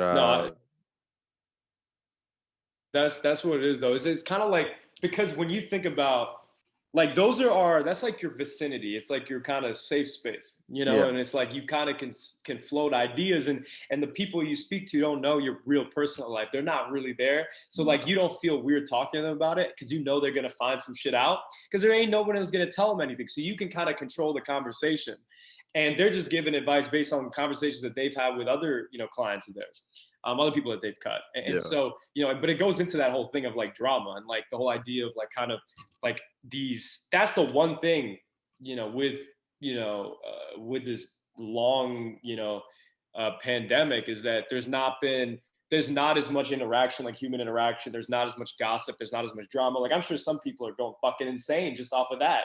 You know what I mean? Like there's some people who are actually going insane for real fucking reasons. And there's other people like, shit, there's nothing to fucking shit on today. There's like no one to talk shit about. Like, damn, fuck, And it's so, that's the thing, bro. But like, cause since, I know you're in LA, like you've been kind of out with your friends a little bit, but safely, but I've been kind of generally, secluded, but hanging out with my friends, like for New Year's, like basic shit, but no drama. There's like no drama. There's no gossip, because it's just like we're happy to be living in the moment. And we're not gonna wreck it with stupid shit, right? Totally different from college and high school, and like so high school. Been, like, that whole term, experience. So high school, and so many people are so like that. Dude. So many people cause so many unnecessary issues and drama. I'm like, dude, grow the fuck up, get over yourself, and cut the shit. Like, what's the point? Life's too short to waste it on stupid, like for instance, bro. So on New Year's, like I didn't know what the fuck I was gonna do. I was supposed to go to my boy's house, ended up just kind of kicking it with like my main homies, and I was like, okay, if certain people want to roll through real quick, stop by to say what's up, Happy New Year, whatever. I'm sure you guys are doing your thing, but we don't want to have like a big crazy crowd, obviously. And then I was like, just hanging out then it was like midnight, and I was like, oh, let me see what these folks are up to. These certain friends of ours. Hit them up, and then they're like, oh, what are we, your second option for the night? Like you're hitting us up. I'm like, well, we didn't really have like these crazy plans. Like we're just hitting you up because we wanted to see you, say hi, happy New Year, whatever. If you want to come, not cool.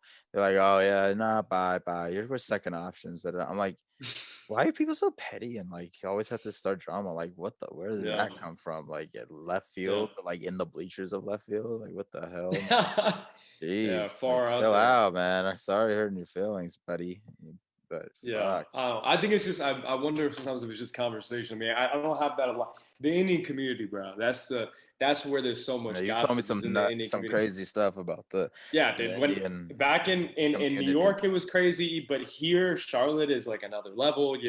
Back from high school up until now, like everything you say, you're worried it can get out there, like, and it can be misconstrued a type of way. But it's like at a certain point, I kind of hit the level where I stopped giving a fuck, and then. But you still, like, every time you see an uncle or an auntie, it's like the same questions, it's the same shit, about life. And it's like, it's almost like a game, like where they want to put their kids and showcase them and be like, okay, this is a competition. And like, it's who gets there first and who makes the most money, who's the most successful, who gets married first, like things like that. And I think it's difficult. And I would say it's probably more difficult for Indian women than it is for guys, because they have a whole other section of shit they have to deal with that I don't even know about. But like, even for, like Indian guys, like it's still like, you're still in that. And there's a lot of, there's just a lot of stupid drama that's unnecessary. I remember when I was in high school, like just basic things, like you end up going to these people's houses so frequently for different events, people's birthdays, all these things. Is that everyone's trying to run up with one another? Yeah, like everyone's trying to like be better and have more food and have better DJ and all this shit. I'm like, bro, really, we live in the life that these are the problems we're worried about. Like, I know, right? These are the issues that are really giving you that are keeping you up at night.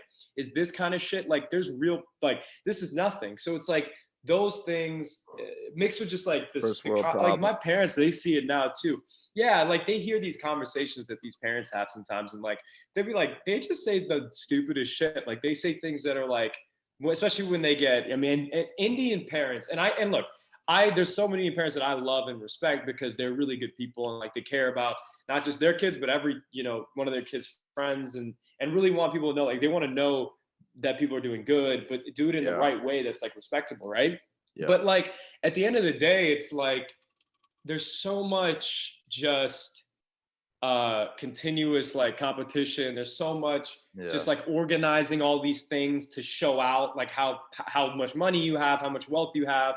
And it's like all toxic shit and the gossip's bad. And like my mom showed me some of these group messages and I'm sure her friends will probably see this at some point. I don't give a shit. But it's like, it's just like, like these kind of things, like they're not really that important in the broad scheme of things. And my mom, I think, is getting that. My dad's gotten that already. Like they're realizing like there's more to life than these little like these conversations, these things that are like so pointless that they're not really moving anywhere, and I think that's sometimes the problem with the Indian community at large in that regard is like the gossip isn't even big shit. Like it isn't even real shit to talk about. It's like kind of like you manifest it, anything to make it something just so you can kind of get the in somewhere. Like I knew people who like literally had a job, like their first job, they would just say, "What was your first job?" Like, "Oh yeah, I worked Chick-fil-A, I worked at, a fast food restaurant." Where no, their first job was gossiping. Like they getting paid for that shit. You know what I mean? Like they literally would brew shit up, like beer. They'd brew it up and they would literally dispense it to people. And they would do it for just to get like recognition. Maybe they wanted to be like look a certain way, be respected a certain way. Sometimes to make friends, like you kind of get in by talking shit about those kids. It's like, yeah, it's fucking whack. I don't know if you ever experienced this, but like it just kind of popped in my head now that you're mentioning all this drama and gossip and shit amongst the Indian community, like different families. So I had this instance, like our one buddy, I won't say his name, he'll probably know if you're listening out there, homie. But so he's kind of was like just fucked around a lot in high school. And like he's like one of the sweetest kids I know, nice as hell. He's smart, even if he doesn't think so. He's smart. Everyone's intelligent in their own way, and everyone can achieve whatever they want as long as they put in the work. And that's what he's doing now. But like in high school, he was that kid at getting too wasted at parties, blacking out, and like getting in trouble with his parents and stuff. It's like it's not even his fault because that's like normal shit. But like his parents were like a little overbearing with him, yada yada yada. Wouldn't have a lot of leeway and always talking shit about him. Da, da, da. So I'm like, okay. And then the thing that pisses me off about some parents is like, oh, since I almost said his name, since this fucking guy, since this dude hangs out with Paris and yada yada yada, so and so, they're also dumbasses, or they're also bad influences, they're also this and that, whatever. And it's like, well, that's not the case, dude. I'm not your fucking son. Handle your own kid, dude. Don't worry about me and what I do. Like, I'm not the idiot fucking up, at parties or doing this and that. I'm the idiot. I'm the guy at parties having fun. That's me. That's what I do. And I know myself. I know I'm a smart person. I have my shit together. And it's just like, that's so insane. Like, look at your own kid, and then like a lot of times parents will like talk to my parents or the other parents, or hear them talking about their own kid to me. Oh my god, he did this and that and that. I'm like, you clearly don't know your fucking son. The only time I think you can do that is like when you're like physically worried, like you're like like you really are worried about like someone's well-being, like if they're doing okay, mentally and stuff. Not like they're going through some, like they're doing some shit, like they're just drinking or whatever, but like that they're really showcasing it. Because I've seen that happen where like you have friends that, or like people that are going through some really tough shit, and you want to make sure that that's known so that that's being reinforced over and over again. But obviously that's different from where your friend's situation. And there's that whole thing too. It's like, oh, he drinks alcohol. Oh my god, so smokes weed. Don't hang out with him. He parties a lot. I hate that shit. It's like, yeah, so what if this person does that? They just want to have fun and enjoy and experience life and try new things, whatever, because that's part of life. It doesn't mean that they're dumbass and a bad influence. It's just they're doing their thing. It's a normal thing to do, and as a normal person of youth would do. So they learn, okay, I like these things, or maybe I don't like these things. But how are you gonna know if you don't try and indulge yourself in different things? That's like trying new foods. How are you gonna know you like this and that if you don't try and eat it? And it's like how you and like you can't judge off that just because you were goody fucking two shoes growing up. And it's like I was even thinking about this the other day. I'm like, and they probably weren't, no, that's yeah, they probably the probably truth. weren't, and that's probably why they don't want their kids to end up like what they did. They fuck up or whatever. But it's like I was thinking about like obviously when people watch this show, they're gonna see that at least for me, I kind of have I don't have the best. I kind of have a little bit of a sailor mouth. I tend to cuss a little, me too. bit, Maybe a little bit. a little bit. And maybe some people will say, "Oh, God, these people have such bad manners, such bad mouths. Oh my God, I can't even listen to that." It's like, okay, sorry if I offend you, dude. Like, grow up. It's the real world. People cuss. Okay, these are words. They're written in the English language. Okay, sorry, I'm using them. They're in the dictionary. Yeah, sorry, I'm using. It's like if I offend you, that's on you. You don't have to. You can skip ahead to when I don't. I don't see how you can be offended by swear words though, bro. Unless they're being, unless they're at you. And that's like maybe parents will look like, oh my God, this guy's cussing so much. I'm like, dude, I'm fucking about to be 23 years old. Like, give me a fucking break, bro. I'm not a child. I can say what I want, do what I want. It's my own choices. You could judge me. No filter, bro. No filter. If you want, but shame on you for judging somebody, dude. That's just trying to. And then don't be like, oh, I don't judge people. That shit. I hate that shit. They'll be like, oh, I'm super open, and then judging people. Yeah. You gotta live your own the words you preach. It's like the things we're saying on here is like all of this is to benefit people, to give them an introspective view of our opinions, other people's opinions that come on this show, tell stories, live and learn, to gain knowledge and to gain wisdom. That's the whole point of this. And to help people market themselves as well, some marketability. Like, we're just trying to make everyone succeed. It's not always about you. It's not always about us. It's about everyone as a whole. It's just society.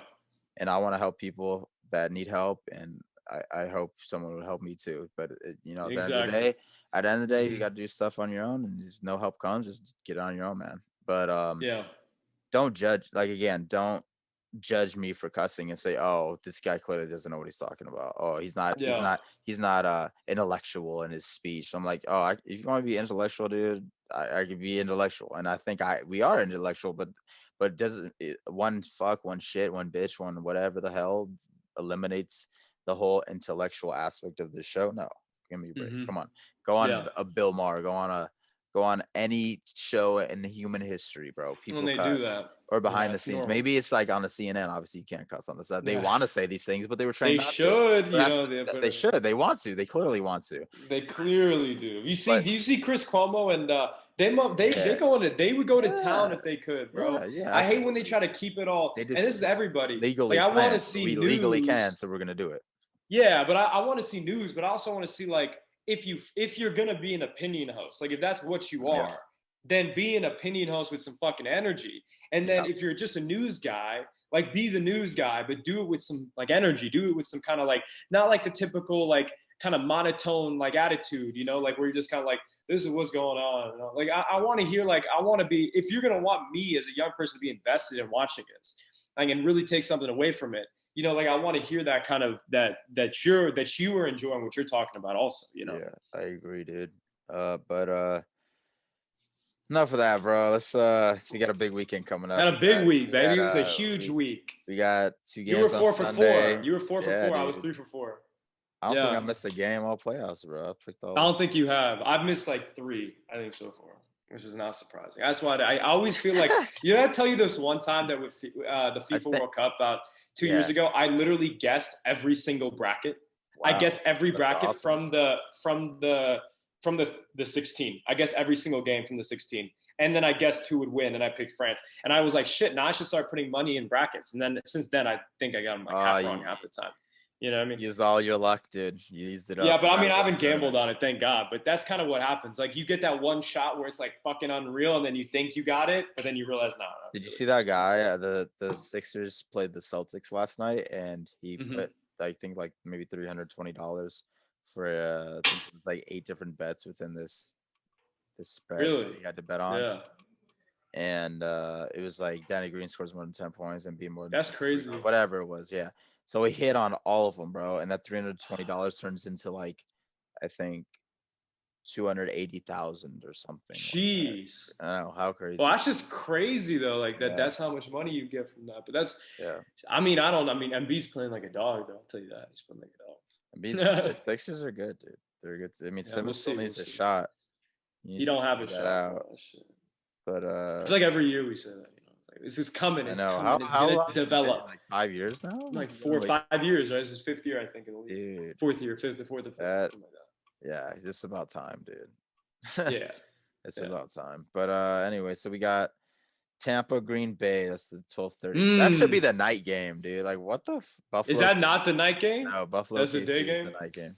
This is like that doesn't make any sense. Usually the AFC game is the day game. You know why I think they did this, bro? Mahomes, bro. But then they changed it to give Mahomes like 3 more hours to rest or something. Rodgers, bro, come on. Yeah. Are you kidding me? That is a game, and it's gonna be an all-time game in my opinion, bro. I think I'm rolling with Tampa Bay, bro.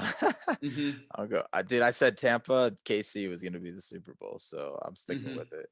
So far, so good.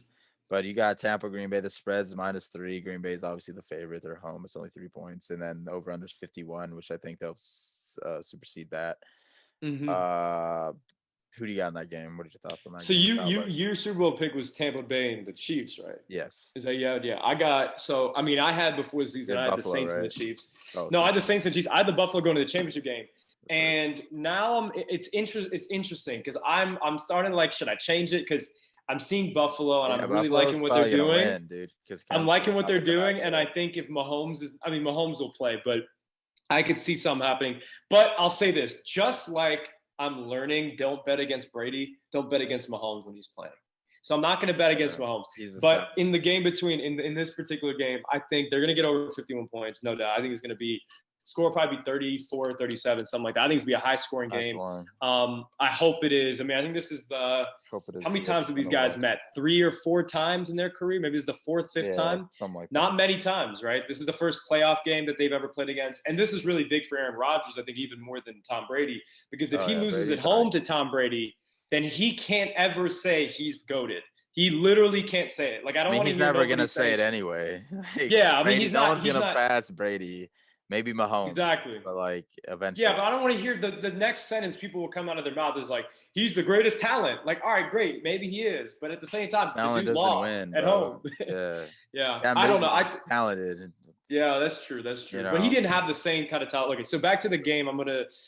I'm gonna guess the only reason I'm going with Green Bay is because the Super Bowl is gonna be in Tampa Bay, and I don't see them playing at home in the Super Bowl. That's literally the only reason.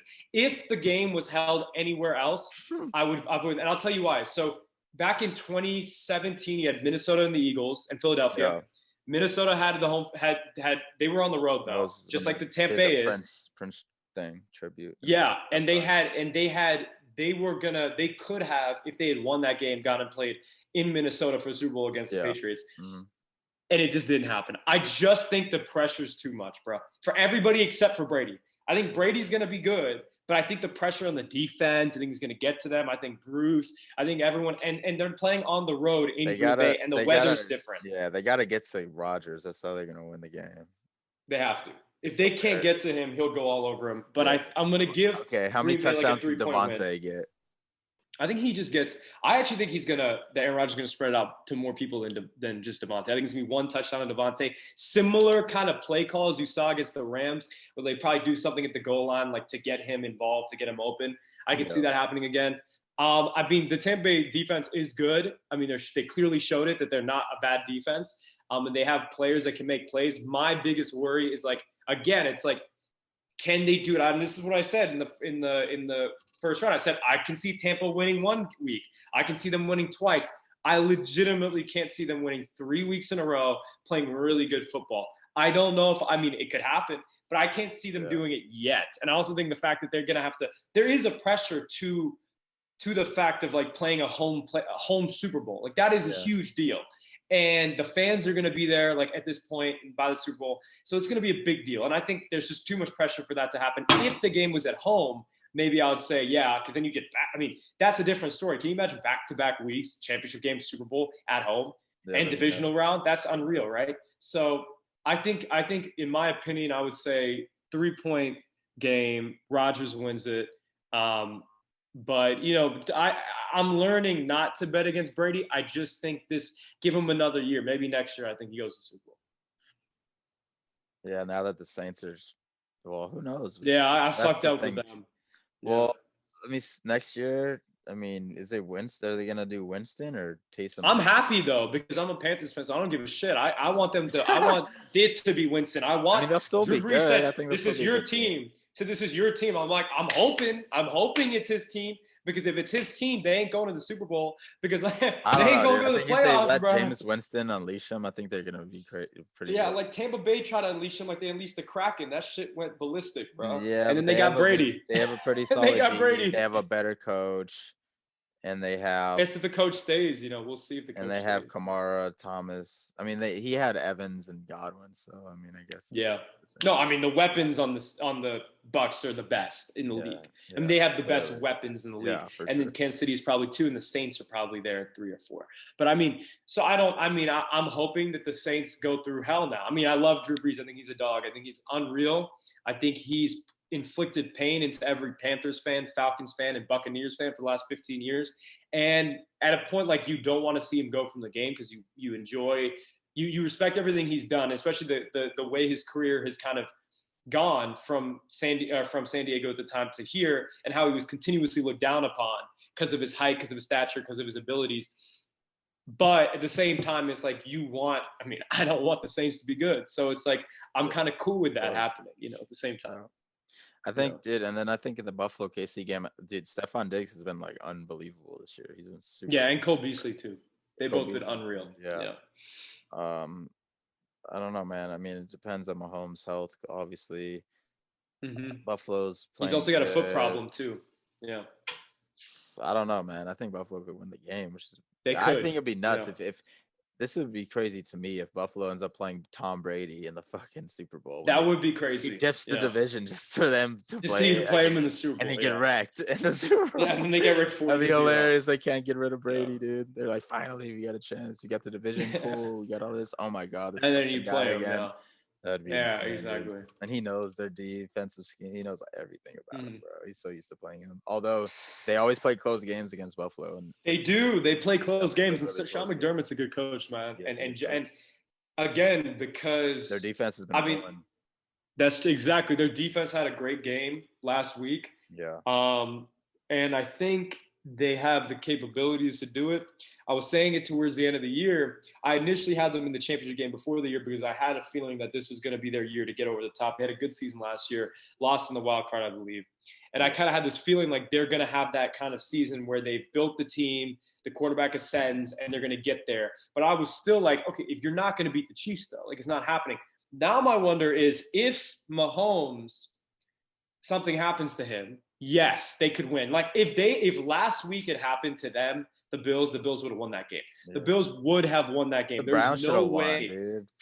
The Browns should have won, and they blew it, honestly, because I think the Browns won. They had a hell of a shot to go to the Super Bowl. For 13 yards, bro, on a third. Yeah, you can't let that happen, bro. You can't let that happen. Exactly. So it's like, no. I mean, was it the name of the quarterback? Oh, no, they went for it on 4th down, right? Yeah, I mean, it was third. It was 3rd and 15. He got 14 yards, right? And then he got and then amazing play dropped up to Tyreek, top 5 receiver, by the way, top 5 receiver, clearly top 5. Do you see the pass that he threw to him earlier? It was like a 20-yard pass, but he literally mossed the dude, and he's like 5'11". Yeah. But I don't know. I still think the weaponry on the Chiefs. No one else is injured. That's the key. The receivers are healthy. I saw them step up. I saw everyone on the Chiefs step up. Out, right? Edwards is out though. But I think they can do without him. I think they can do without him. What happened to Le'Veon Bell, bro? Oh no, bro. He fell off a fucking cliff, bro. They were talking about how Tom Brady was going to do that. He can't be bad. Like he's not bad. I just don't think they're playing Damian Williams a lot, like the Williams guy, right? He's a tank. So yeah, I mean, I think that this is another. I think both games are gonna be close, and I'm happy. I think they're good matchups. I think this is a lower scoring game than that game because I think the defense of the Bills is better. I think you can make a case the Bills' defense is the best defense left. Either them or the Bucks. I think that the game's going to be more on like similar to the Browns kind of score, 27-24, 27-22 maybe, something like that. But I'm going to go with the Chiefs because I still think the Chiefs until I see them lose, until I see them lose, I'm never going to think they can lose. And the only reason I've given that I'm not saying the same thing with the Bucks is just because the Bucks went in with the 5th seed. They didn't destroy the Washington football team. They also like went 11-5. They went 11-5. They didn't have a great year. You know, I mean, it was a good year, but it wasn't like a phenomenal year where they were like the Bills and they went 13-3 and they were like really winning games quite easily.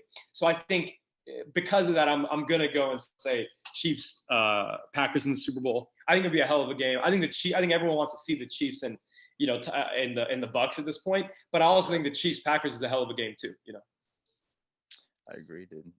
So yeah, gonna be some good games for sure. Mm-hmm. I'm excited about that. But let's talk about the inauguration, man. First of all, I know we kind of mentioned it earlier, but we didn't go into it. So it was just like, I don't know, man. I guess it was kind of like, especially, I kind of, I guess, felt what the commentators felt. I was watching CNN and Will.i.am and all the whole gang over there. Just the relief crew they had was hilarious, dude. And they were like finally joking around, having some fun. And it was just like a day of cleansing and a day of relief. It was almost like I was taking my baking soda baths, which are great people, by the way. Box of baking soda, Arm & Hammer in the bath, and relax. Your muscles will feel great. Your skin will be glowing. Anyway, yeah. So it was very, very relieving for clearly majority of people. Maybe not the 17 million that voted for Donnie Trump, which is still insane. How 70, right? 70. I'm sorry, what did I say? 17. 70 million. Yeah. I'm sure some of them, I mean, I think a core some of them probably don't Trump really care that much. But some people probably they're like, let's move forward. And shit. Well, clearly the highlight was Gorman. She's fantastic. What's her first name again? I don't know. I'm blanking on it now. Yeah, well, she went to New Roads High School in LA. I know some people that went there, so they probably know her. Now she went to Harvard. Amanda, thank you. I think she went to Harvard, or she's still finishing Harvard, one of the two. And she was just like, seemed like she was like way beyond her age, which is awesome. She was really great. She wrote a very amazing poem. I think she's very well spoken. It's just very cool. That was, to me, definitely the highlight. I thought also Lady Gaga was dope. Her national anthem was kick ass. J-Lo was like, I don't know if she's the greatest of voices. Maybe that's just me. But she's cool. I liked her outfit. It was super cool. And the fact that A-Rod got to be at the inauguration, which was insane. It was a stat. They were saying that this was A-Rod's is the person with the most appearances on different TV networks. So he's Fox, CNN, all these NBC, so everything covering the inauguration, and then he's been on Fox Sports, ESPN. So I think out of any individual, he's been the most on every national television network, which is kind of crazy. A-Rod, you know. You think about it. But I think that Biden speech was really good. I thought his speech was really good. Didn't stutter. Sounded strong. Sounded compassionate. Sounded hopeful, and it just gave a sense of security and relief, and that this guy's and it allows people to say, okay, this guy clearly cares. This faith and belief in him that he could get the job done, and he already passed what it was like 17 new executive orders that he made, which is awesome. Getting to work, hopefully he'll do the cancel all of our student loans. That'd be sick. Or at least I don't really care if he does that, honestly. I really care more that I don't think he needs to. I mean, he should. I think you want to pay all that fucking buddy? No, not. He doesn't have to. In my opinion, some of it, he cancels some of it. You don't have to cancel all of it. But cancel some of it for sure. Because it's a lot. Shit. I'm not against him canceling all of it. I'm not going to complain. I get it. I get you. So he's already getting us back to the Paris Climate Accords, which is very important. He really made that emphasis on reestablishing relationships with foreign allies, which is key to me because given the state of the world with COVID and and how like WTO would get back into that, man, and all these things, and how we need to just really band together, obviously as a country, but like as a whole entire human race in this world that we live on, this earth that we share. And it's like, I don't know. I think I think he's gonna do a good job. I think Kamala is gonna be good as well. Hopefully she's good. It was just cool, man. You know, Barack being there, seeing all the my boy George W. I say my boy not because of his politics. I say my boy because he's like hilarious, and like you would love to hang out with the guy. I think it'd be a blast to kick it with him at his ranch, wherever he's chilling at nowadays. Smoke some dub. Maybe go see go to the Ranger game. You know, Texas Rangers play, and hang out, watch some ball, eat some peanuts, Cracker Jack, hot dog, whatever. Share a brew with the man. He's just having a dandy old time. You know, that guy. You know, although he's probably his presidency wasn't one to remember. I mean, he has memorable moments. Don't get me wrong, and he wasn't. At least he wasn't negative. and like the fact that we had Trump is like this guy was kind of lit. It kind of helped. No, it helped him a lot because it made him more likable. It made him way more likable. And I have my thoughts on him, but it was weird to see like. It's kind of like he wasn't in. Well, you know? Obviously, we all know he wasn't really in control of a lot of the things. Yeah. Oh, yeah. He was manipulated, and he was just a guy put in place because his family. Billy was there. He's looking old as shit. You know. Bill Clinton and Hillary. You know, I actually heard, like, I don't know if you noticed this, but there was chants in going, lock her up. I don't know. No way, get out of here. Yeah, really? Dude. Yeah. That's hilarious. Who said that? Was there anyone even there? It was like the people they were showing on the street, watching it from afar. There was like, I was like, did somebody catch that, or is that just me? It was like very brief, but I was like, oh my God, people are still on that. Get over yourselves, you know? I kind of feel, I don't feel bad for Hillary. I was gonna say I feel bad, but I don't. It's your own fault for. I don't feel bad. A horrible campaign, and we have you still got a life. Our boy Gardner would crucify us for saying this. For saying that, for sure. We make us. Dude, I remember just a few on the first episode when I was like, I brought up, look, I mean, Trump's an asshole, but I don't think he colluded with Russia. That motherfucker was like, whoa, like he's heard like some new shit. I'm like, this is my personal opinion. Like, I can't have that opinion. Like, I'm not saying he's not corrupt. Of course he is, you know. But it was weird. He wasn't there. He went about doing some parade or whatever. He had something going on. Mike Pence was there. It was kind of weird seeing him very close to Kamala and to the president. Like, he was just kind of, like, I didn't think that was going to happen. Said hi to him. That was hilarious. Yeah, it was like no one was talking to him. Everyone was fitted. You had all these people with some nice fits. Yeah, that's true. That's true. Him and his wife both, you know, and you had, I mean, I think it was a very unique, because I haven't really remembered sitting down and watching an inauguration ever. Yeah, I mean, and so maybe some being there with my family, and like listening to the speech, listening to, you know, like just kind of observing what was going on. You know, I think it's a day that it should be celebrated. And I actually like a lot of what happened afterwards, in that they kind of, you know, from what it usually is, the inauguration is like a bunch of balls. They have to go like 30 balls and all this stupid shit. Yeah. And like they figured like, okay, we're not doing that. Let's kind of try to make this an event for people and like get them involved and shit. And so you had the whole concert and all that stuff from a lot of very different artists. And Tom Hanks was there afterwards. And you had all this stuff going on. Yeah, that was cool. Yeah, man. John Legend. That's the thing, that we have some class, man.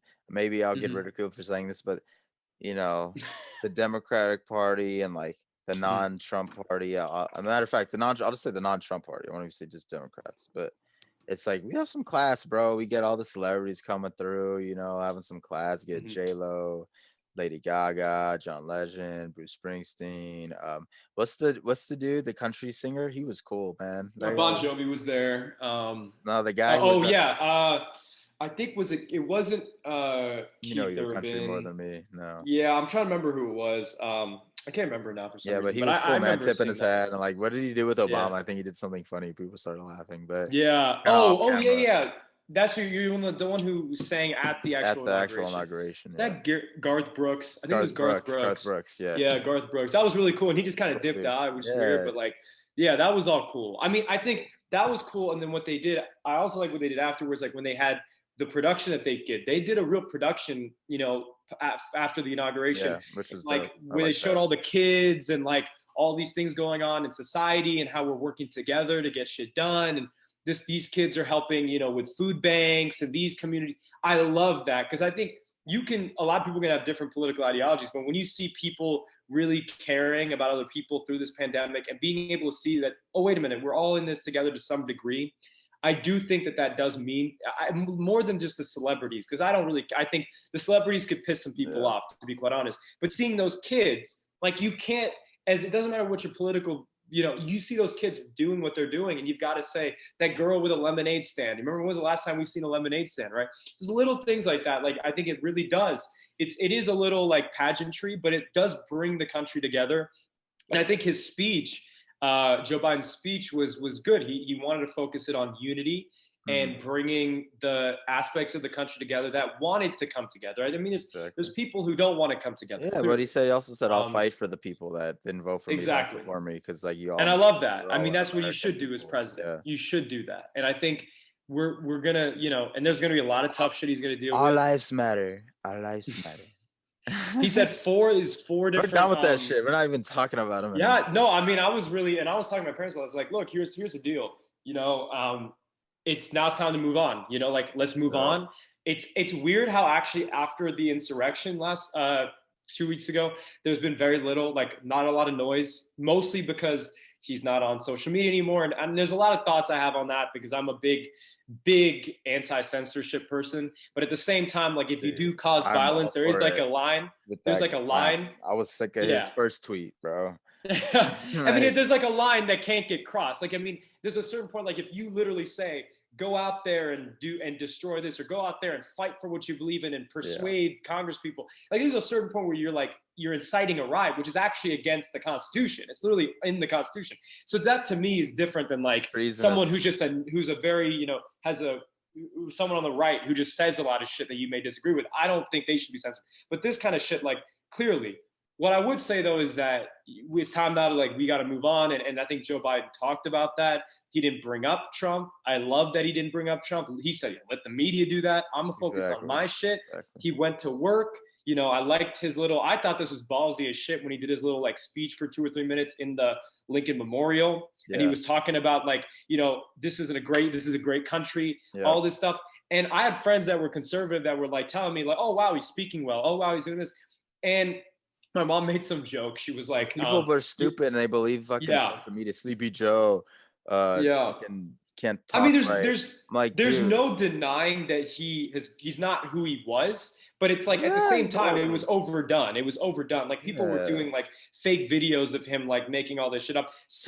There were some videos where, like, I think he did an amazing job in keeping shit together the last 5 or 6 months. And anytime he had a big speech or a big debate, he performed better than any of us would have thought he would have, because he was coming there. They probably had him on some shit, which is cool. Like, so did Trump. Probably had some drugs, but that's normal. That's what you do with old people. You have to have them on some shit, or they're gonna be not on their A game. And a crow. But I thought the speech was good. I respect his background. I think a lot of things I've heard is that he's the right person to lead this country at this time. And I happen to agree with that mostly because I think his personal life, he's gone through he's gone through a lot of shit.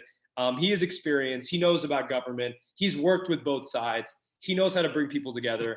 And I think the tone that he's setting is a tone where I think he's able to put out there. I think a lot of people can put onto him what they feel. You can put onto him whatever you personally feel about him.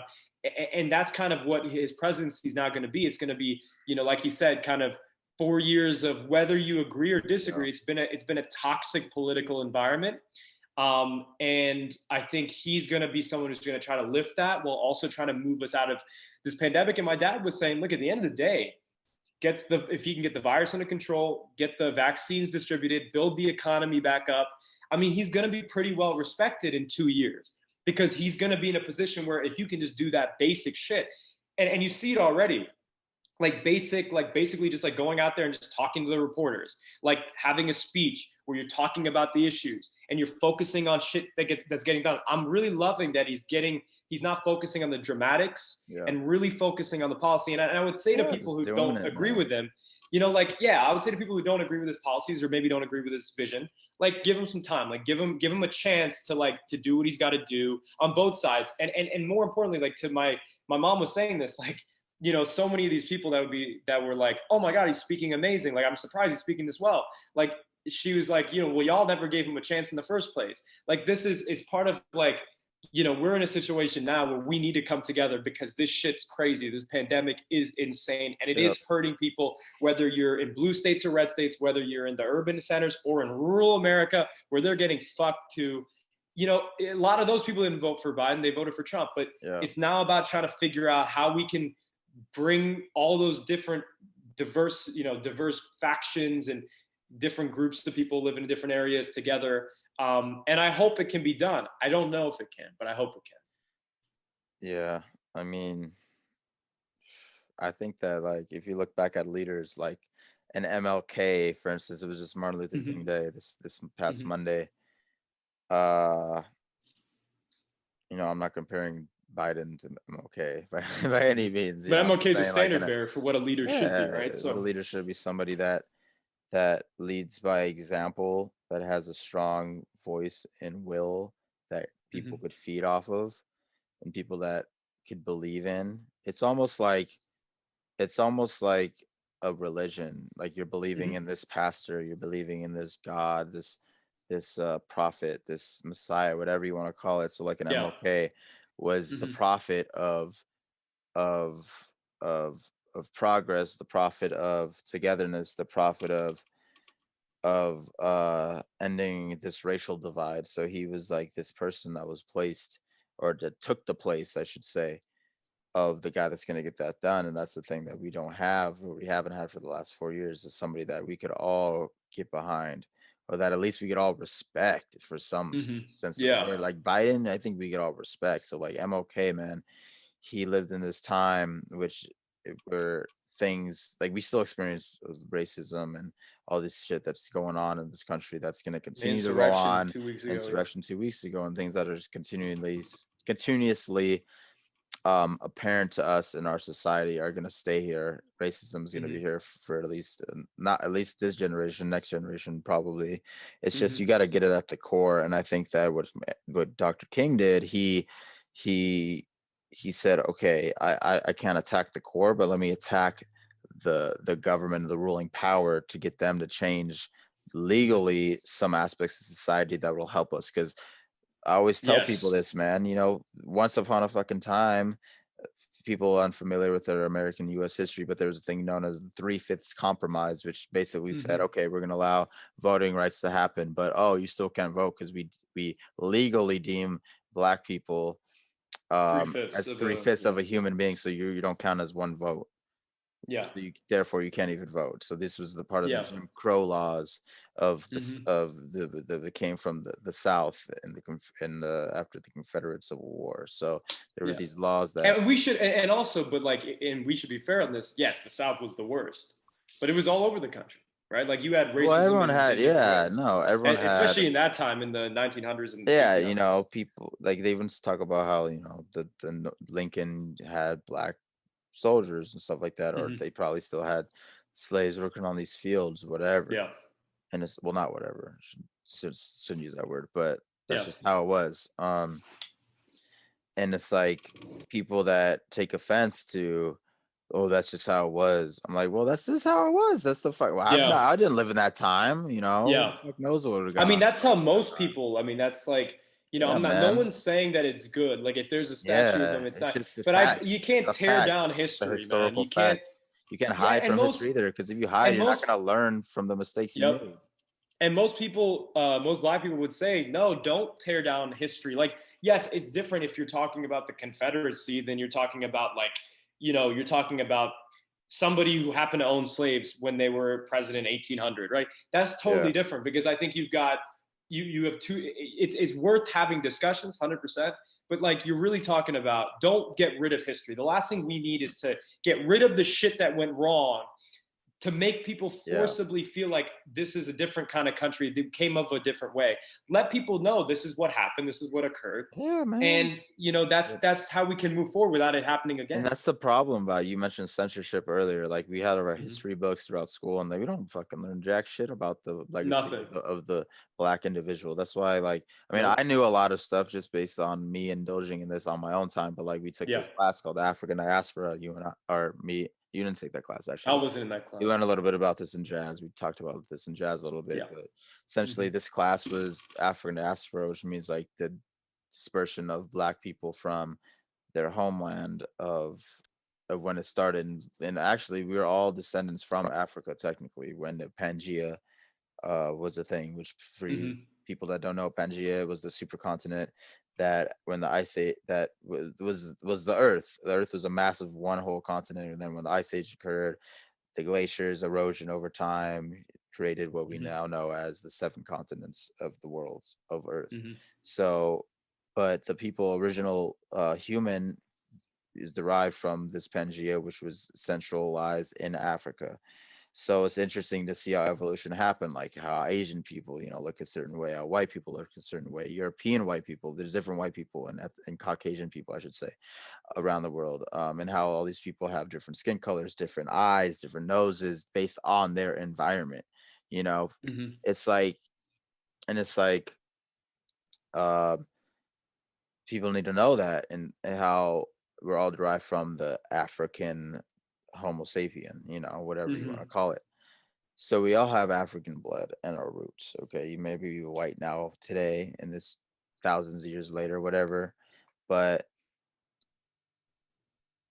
I'm with them. I was just back to MLK, and the point we were trying to hit on is that being a leader and is super important in this time, because not only that, you, as a leader, you have this voice where you could spread your wealth of knowledge to others and lift other people up, give them something to believe in, like I said, and be very impactful for not only yourself but a whole society, a whole group, a whole race, whatever the hell it may be. And I don't know, man, I just think that people don't know enough about their U.S. history, particularly about the African diaspora. If we're talking about like hidden out racist stuff that goes on in this country, and it's also interesting to say, like, if you want to even talk about like the religious aspect of the black race, is that Israelites and Jews claim that their holy land was in Israel, and this was the birthplace of Judaism. But black people, or black Jewish people, black Muslims, believe that the Mecca was actually in oh my gosh, I'm blanking on this right now. Fuck. Oh my God, it's in Africa. It's in Africa. What's the goddamn country? Oh, I'm gonna be pissed off. You're looking it up. You're looking it up. Yeah, I'm checking it out. Yeah. Oh my God. I don't know why my brain keeps telling me Somalia, because it's not Somalia. Well, Kush was where this first civilization was. Kush in Egypt, in the Nile region, but it's up northeast Africa. God damn. Okay. I think Mecca is a city. Well, Mecca is a city in Jerusalem. Yeah. So it's the the square that the people of course, their mission and their journey to Mecca to pray, to meet God at the highest point, they say. So that's what that is. But we could probably get our friend Sam. It's the Muslim country in Africa, the black Muslim country, Jewish and Muslim country in fucking Africa. I don't know. I do know, but it's not. We'll come anyway. Back to that. Anyway, it's besides the point. The whole point is that that people See, yeah, this just totally messed up my mind. My. All right. Well, hey, Oh so my God. what you're saying is Go for about it. Speak for a second. that shit happens though, bro. Like I when you're hate feeling that. like it's I going and hate then that. it kind of gets cut. I know. I hate that. But basically, like MLK was, I think a lot of the time, like in our history books, you hear about, it's very similar to Gandhi, peaceful protests, all this stuff. And there's so much more to MLK. There's a lot more than just the I Have a Dream speech. But when you're young, that's what you're taught, because that's the pinnacle of the moment that everyone talks about. Selma A lot of people throwing that too. yeah, like this, that was an amazing things. Not generic. exactly. Yeah. Like it's super, because it's a very mainstream thing. Like he had a dream, and basically his dream was about civil rights. Like no, the dream was about more than that. His dream was about complete human equality and economic equality. And when he died in Memphis in '68, he was fighting for poor people's campaign. Like he was doing all these things that were very, at the time, people called them radical, socialist, communist, hates America, typical shit you hear today a lot of the time. But now, and I think it's important that we remember that did happen. But also, like I'm cool with people who want to use his legacy, but respectfully, even if they don't agree with it. But you have to be willing to say you don't agree with this thesis. Like I know a lot of people who would say, well, MLK, they'll quote MLK. You got politicians always quoting MLK, right? And they believe literally economically, socially, culturally, maybe the opposite of what MLK believed in, right? But you have to be willing to say, okay, I do not agree with what MLK actually really stood for, but I do believe in some of the principles he talked about. And I'm cool with that. Like not everyone's going to agree with everything, but I think what MLK showed is leadership. He showed the way to get that done. He worked the inside and the outside game. He said when he realized something wasn't happening on the inside, he said, no, I'm going to go march in Selma. We're going to do this, and you're going to respond to it. And then when he felt like it was going to, not even that it was going too far, I would say, but it was more like he realized that there could be more done by working with like LBJ or working with the a government agency or an official. He would go and do that. But we should also be fair that at the same time, the CIA and the FBI all had eyes and ears open on what MLK was doing 24/7. And that's pretty fucked up. So there's a lot of history that doesn't really get told there. And I think what I would say at the end of the day, why we celebrate MLK, I saw this really nice documentary about the national holiday and how it came up. President Reagan tried to make it a national holiday, ended up becoming a national holiday. And one state of, and that's an interesting case because I mean, Reagan and him are probably political opposites. But at the end of the day, he recognized MLK's importance to the community. And we made this Monday, I think it was at the time, second Monday or third Monday of January. Like that's when MLK Day is. And there was a small town in Arizona that voted against it. Right. And it was, so Arizona, or that town, didn't actually perform that national holiday. They just went to work, and they were called so many different things. And almost rightfully so, there was a hatred there for kind of what, MLK stood for, even in this basic sense, because all the holiday was saying was, yes, we think civil rights are important and we think everyone should be able to vote. It's really that simple. Like we think civil rights are important and voting rights are important, and that's about it. And so I think MLK, like to me, Gandhi was to me, I'm sure MLK was to most younger African Americans and anybody in this country. And so he did a lot of great things. I mean, I would have been amazing if we got the chance to meet leaders like that. I think one of the biggest problems today is we don't have necessarily that same kind of the leadership style of kind of like, you got someone who's really great like speaker, iconic. Great thinker, iconic. We don't have those anymore. And I think, I hope that, Obama people want to sped up. No, he was like, as a speaker, as an orator. And I think, but at the same time, a lot of what we talked about this the other day, remember we were saying leadership used to be kind of like you set the tone and you meet people halfway and you get people on board with that. And I think that's the kind of thing that's changed now, is that nowadays it's too much of a group thing.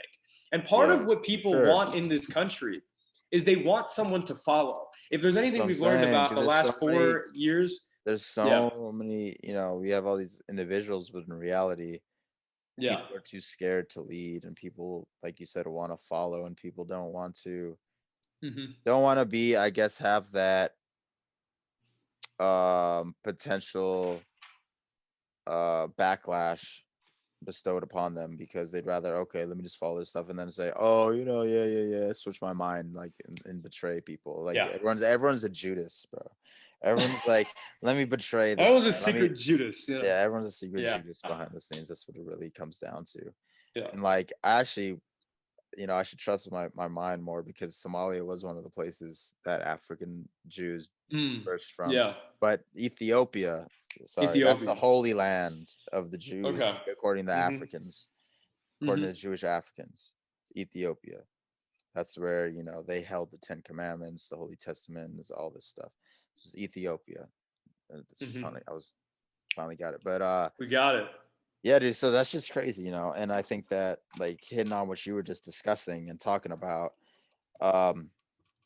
yeah, we don't have this iconic leader, this iconic person that, okay, we're for sure gonna say, like, when this guy's dead, he's gonna be in all of our history books. Like, there's hasn't been that person, for a while, and I think that there's people that are doing things that are historical, like Obama, first Black president, Kamala Harris, first Indian, Black.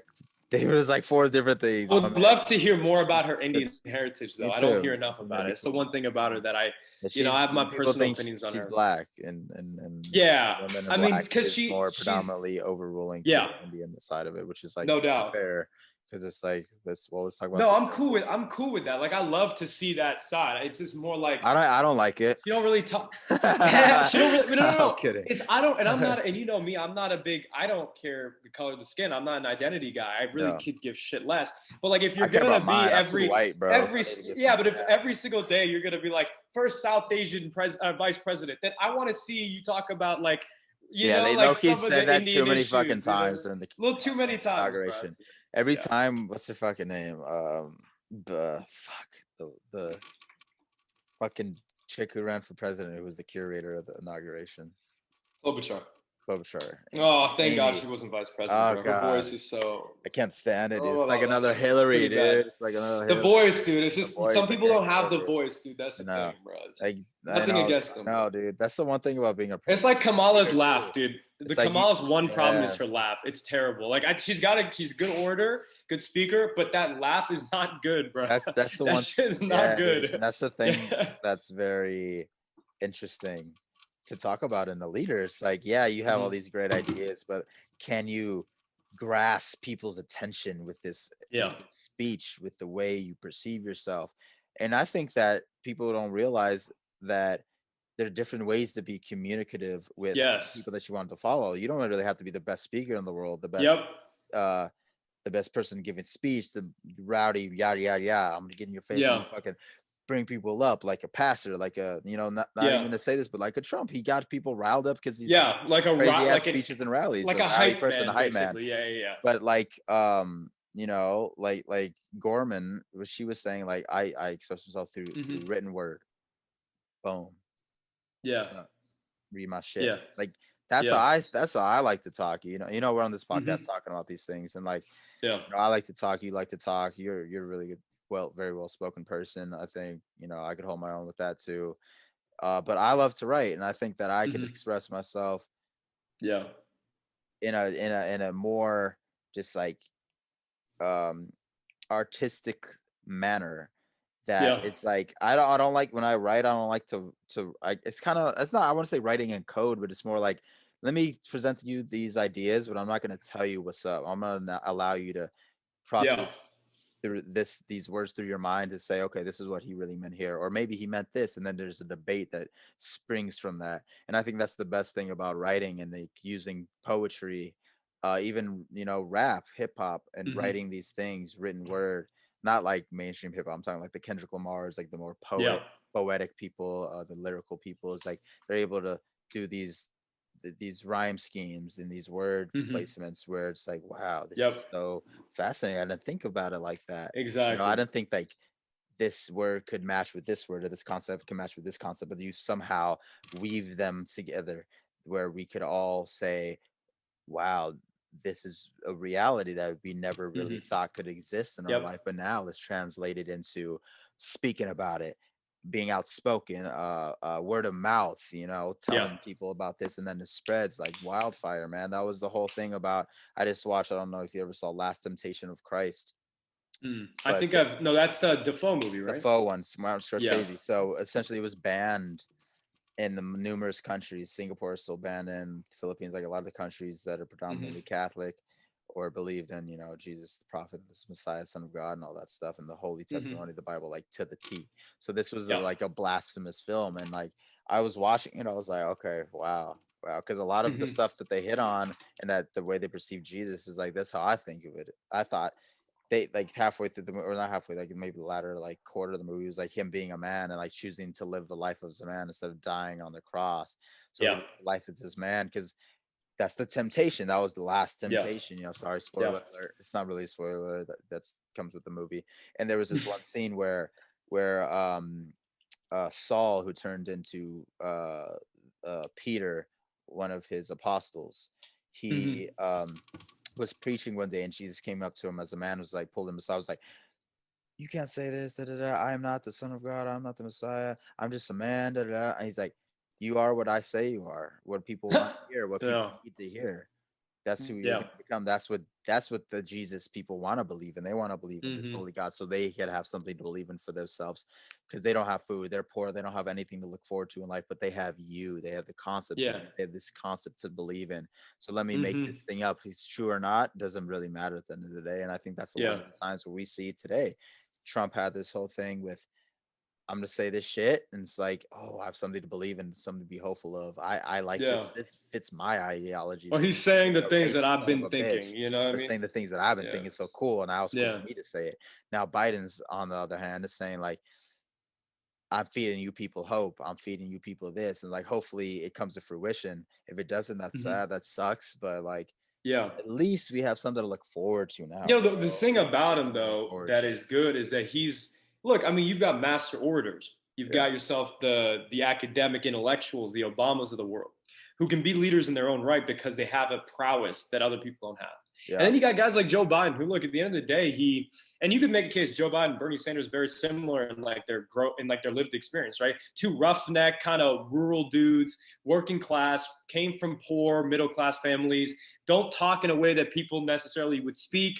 He had a stutter. Obviously, Joe Biden has a stutter. And it's like that's in its own way, it's attractive for ordinary people because they can relate to it to some degree. They can relate to it. When he speaks in simple terms, and you'll notice this with Joe Biden's speeches, is a lot of the words he says are repetitive. He'll say repetitive phrases. For example, he'll say things like, he always ends his like speeches with like, may God protect the troops, right? He'll always say things like, this, that, and the third, like he'll go through certain things where he'll say over and over again. That's because it helps his speech impediment. It helps, exactly. It's to prevent the stuttering.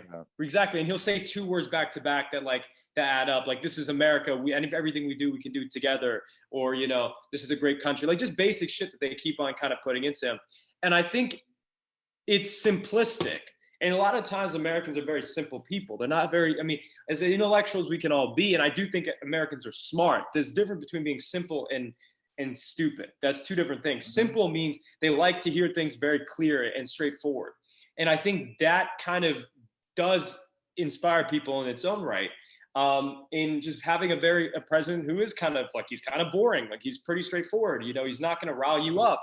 But at the same time, he's gone through a speech impediment his whole life. He's gotten over it, and he's old as shit, but he's got a lived experience that's worth talking about. So I think he's been positioned. I mean, me and my dad were talking about how well positioned he was for this. I mean, he talked about the soul of a nation, and I actually initially back in 2019, I wouldn't have agreed that was the main problem, but now I completely agree. I think that's the main problem, is the soul of this country is literally destroyed. The polarization is crazy. The partisanship of this is my tribe, this is your tribe is terrible. And I do think he's right. Those are real points. And then the problem with racism, the problem with what happened at Charlottesville, those are real things that I think, it set him up for this moment. And then you had the pandemic, and that just added fuel onto the fire.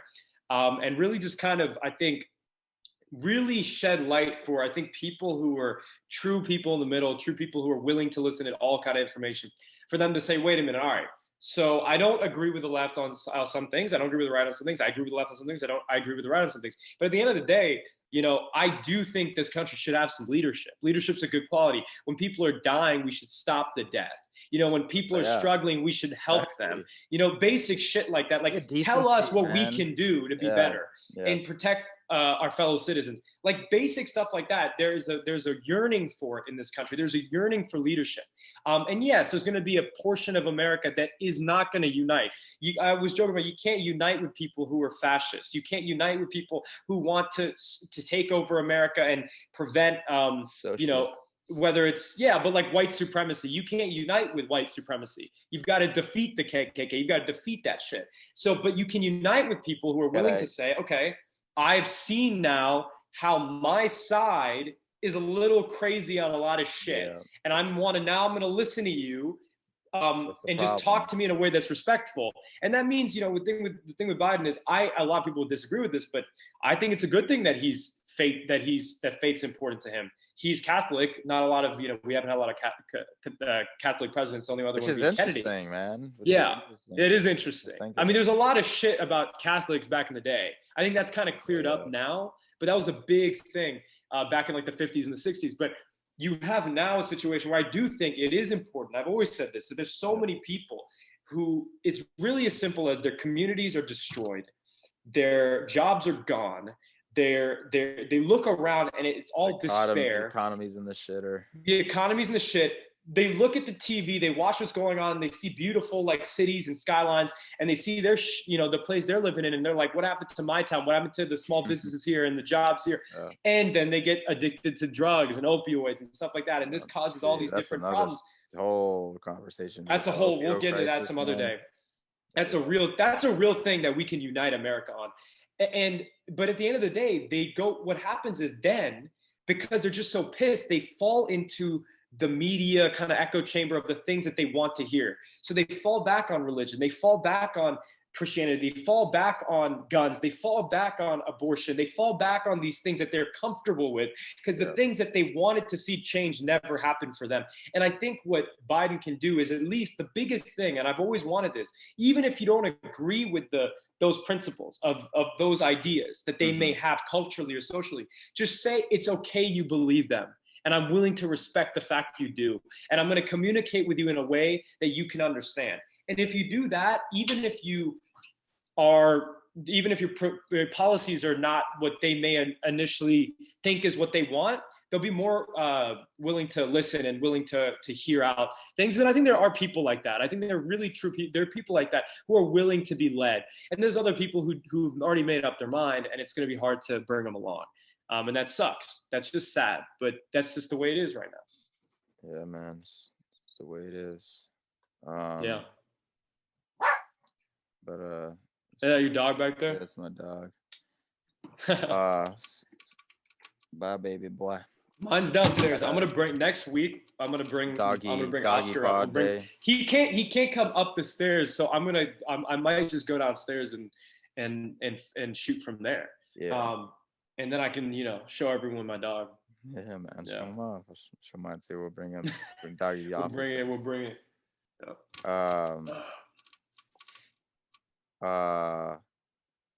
But yeah, man, let's wrap it up with the fit of the week, man. Got some good fit of the week. Fit of the week.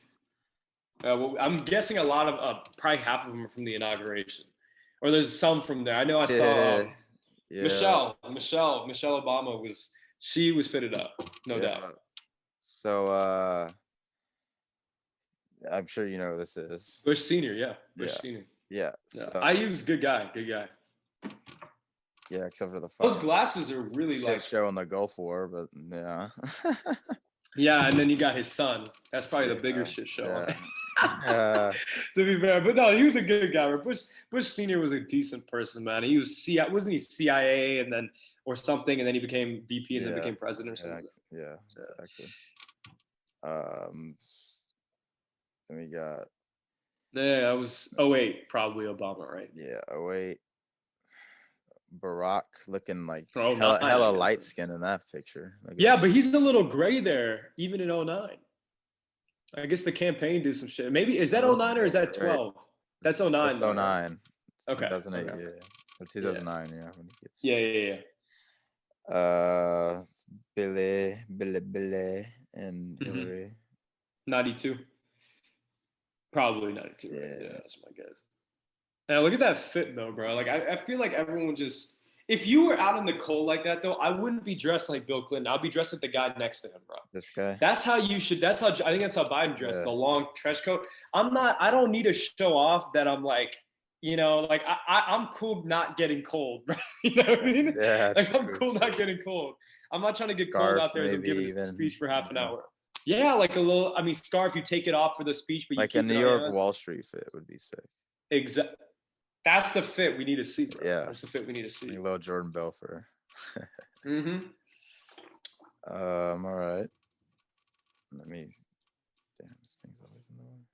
I was telling my dad, I was like, Joe Biden, whoever is his tailor, fits him unreal.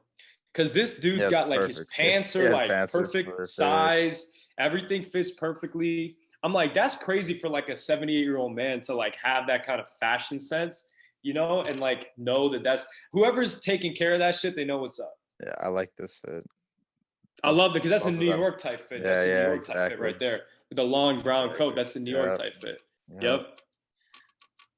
And then you got A-Rod, J-Lo. Yeah, A-Rod got the pinstripes, still sticking with the Yankee pinstripes.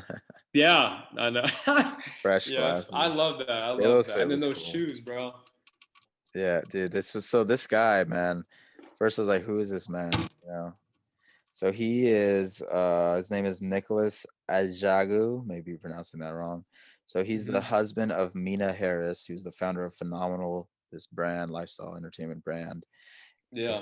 And she is the niece-in-law of Kamala. Okay. So this is her husband, 2 kids. But yeah, the AF1, I mean, AJ1s, excuse me, hype beast people, sorry. Jordan 1, yours, which are sexy, which I'd love to have, but they're reselling for way too much. StockX, and you can't get them unless you like have a shoe plug, which I don't, but it's cool. I can still admire them. But yeah, dude, this is like what a fit to the inauguration. I love it. I love to see it. I just thought that was super cool. And then like the funniest fit of all clearly is this one. Like, come on. I love that, bro. There's so many memes off this. First of all, there's so many memes, but first of all, I have to say this, man. Like, people still aren't over the Bernie thing. Like, I have people on Instagram scrolling through my feed, like posting pictures about Bernie. He's like, we had a great inauguration today. Highlight of his Bernie. He should have been up there. Da da da da da da. It's Bernie forever. Da, da. I'm like, dude, get over yourselves, people. Like, he's actually gonna be in charge of the budget in the Senate now because he was the lead Democrat there before. So he's got a lot of power. And I was telling him, so like, he's now got the chance to, and he wrote something about this where he was like, I'm going to use my position now to help working class people, poor people, and people who are struggling get through this pandemic. And that's what I'm going to use the budget for. And I think that's great. He's deserved that. As, I don't have a problem with Bernie. I never had a problem with Bernie. I voted for Bernie. Yeah, it was supporters, man. It was just his supporters are too much for me. The hard line, yeah. His supporters are too much for me. And like some of his stuff was like outrageous, and like you can't achieve these things overnight, which is I always said it was too much government spending. I don't agree with that. I like a lot of it. Had all these like all of it together. Things that were supposed to be so like all this money. I'm like, where are you gonna get that shit from, dude? Like, the one thing he did do that was good is he did put into place the $2,000 stimulus check. He did talk about that. That was kind of his idea, dude, and that helped in Georgia. So he's a very socialistic ideology. His economic shit's very smart. It's all the culture and the social stuff that comes with it. Put money in people's pockets and now he's running for New York, nature, the mayor of New York. Yeah, my vote if I move back. Yeah, when I move back. I hope people can get. I mean, look, at this point now, we did come together. I think that's clear. Bye, Bernie. 81 million people came together. You know what I mean? Yeah. And we're now, look, young people are. I mean, it's probably most progressive young people. I mean, they're the most progressive generations. So I mean, it makes sense. But I think we got to be willing to say, like, yes, time. Change does take time, and it's okay to push. That's like politics. It's like what it's always been. And what I'm actually happy about is like today, for the first time ever, I saw like real discussion on like ideas and on policies and like really talking about what should Biden do. And they were saying, don't make the mistakes of the Obama administration and like kind of go out there, keep things simple, like keep it simple, stupid, right? Like break it down for people to understand. Like that dude who didn't vote for you, doesn't like you. okay, there's not a lot you can do to bring them over.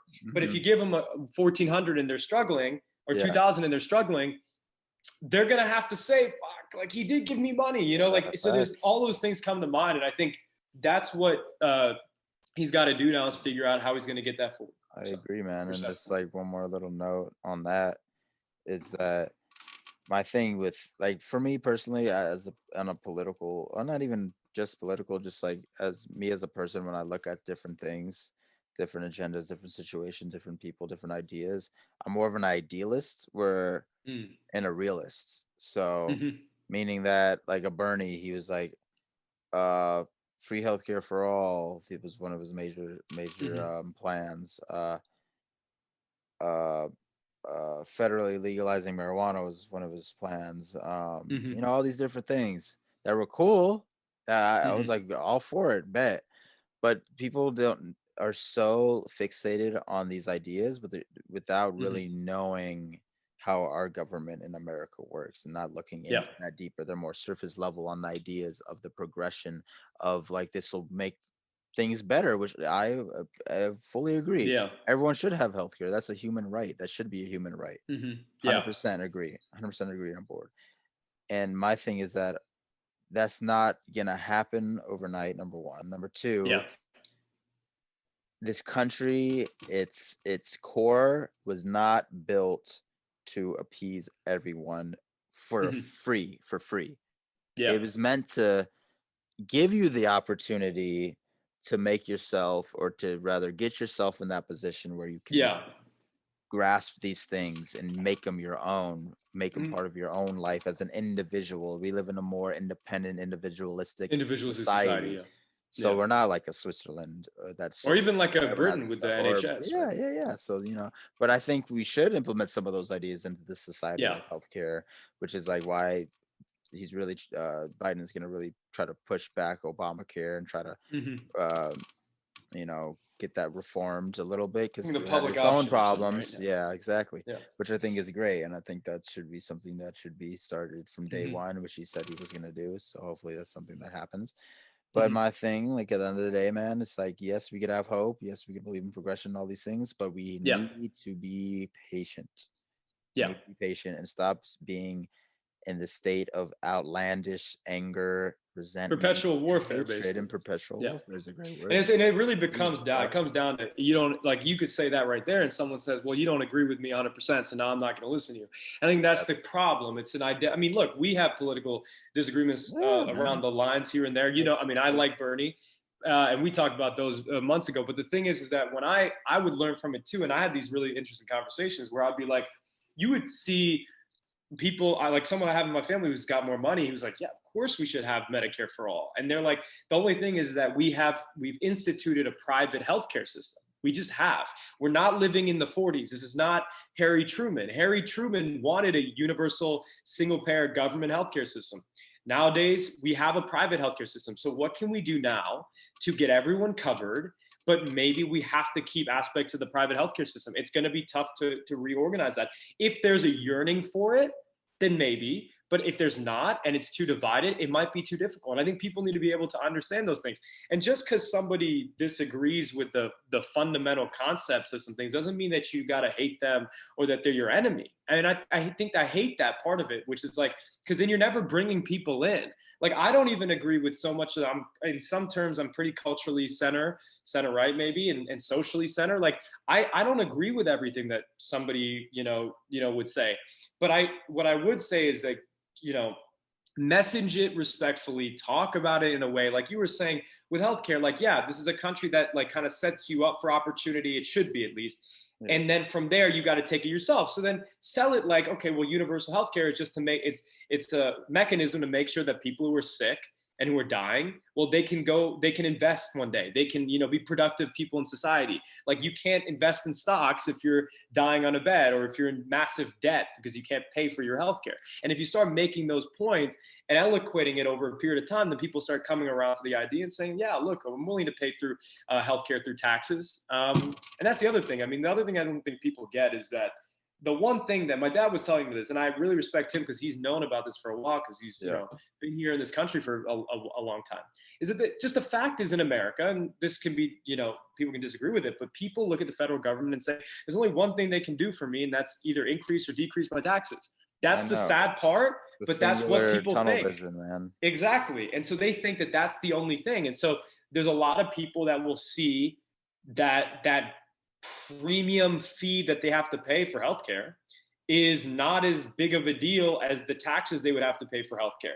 And what you've got to do is you've got to move people away from that and say, you're going to be paying less. You're going to be paying less totally. And don't lie to people. Like, don't bullshit people. Like, yes, if you're going to do government-run healthcare system, your taxes are going to have to go up, but you have to make that point clear to people. And I think it's there. I think people are willing to listen to real ideas.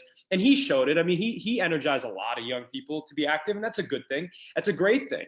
But at the same time, I think people should be, like you're saying, patient, respectful. We got to preach what we want to see, right? If we want to live in a society that's equal and respectful, then we've got to do that and speak that way to people who disagree with us, whether it's by a lot or by a little. Yeah. Amen. Amen, brother. Even though I'm not, don't say that. Yeah, even though we're not. I just say amen, whatever. I think the only time I say that. I also say, that's like what I Jesus Christ. about. I always say Jesus, like I'll say like some shit Jesus. Like that, like God damn. I say Jesus Christ of Nazareth because I got to make it known. You know? Forget where he's from. Bethlehem, Nazareth. You got to remind folks sometimes. You got to remind folks. All right, last thing, real brief. Just give people a little update on our little tourney. So we had that Drake tourney. Now we're on Ye. So Kanye. So I don't know what's wrong with people, by the way, and like how they like vote because they're really twacked out. So Blame Game lost to No More Parties in LA, which is kind of crazy. I mean, they're both solid songs. Whatever. Wait, which one? Oh, that one got Parties. through. Yeah, so it's round one. Yeah, so now No More Parties in LA against Stronger, which clearly Stronger should win. Yeah. Love Lockdown lost to All Falls Down. That's like kind of a toss-up because I like both songs. So All Falls Down against Fade. I think All Falls Down could beat Fade personally. Yeah, probably. I think so. Power Monster. I mean, I guess Power won. Yeah, but Heartless wins that easy. Diamonds from Sierra Leone. All the Lights. I personally would take Diamonds from Sierra Leone. Tough, yeah. Because you have Kanye and Jay-Z on a song going off. It's like way better than that song personally, but this is more mainstream, so maybe that's why. I don't know. Yeah, it's more mainstream. That was the biggest blowout. When you put these polls out there, bro, you're gonna get the most and it's nothing wrong. It's nothing wrong with it, but like you're gonna get mainstream responses. You know what I mean? Yeah. That's just how it's gonna be. Yeah. All the lights, flashing lights. So clearly, flashing lights should win. I hope so. I think so. For the sake of people's minds, please. I Wonder, famous one. I Wonder here, but whatever. Gold Digger, fame. Okay, Gold Digger, better one. Gold Digger's gonna win that. Blood on the blah, blah, blah, blah. What do you think about this one? Blah blah blah blah. Blood on the Leaves. Yeah. Black Skinhead. Blood on. I love this song. I think this might be my favorite Kanye song. Blood on the Leaves. Yeah, it's a dope ass song for personally. Sure. Against Jesus Walks. Shit, that's like. That's tough though. I'm gonna go. I mean, I think they're gonna go with Blood on the Leaves. Leaves would probably win. Yeah. Devil in New Dress for him say. So I would.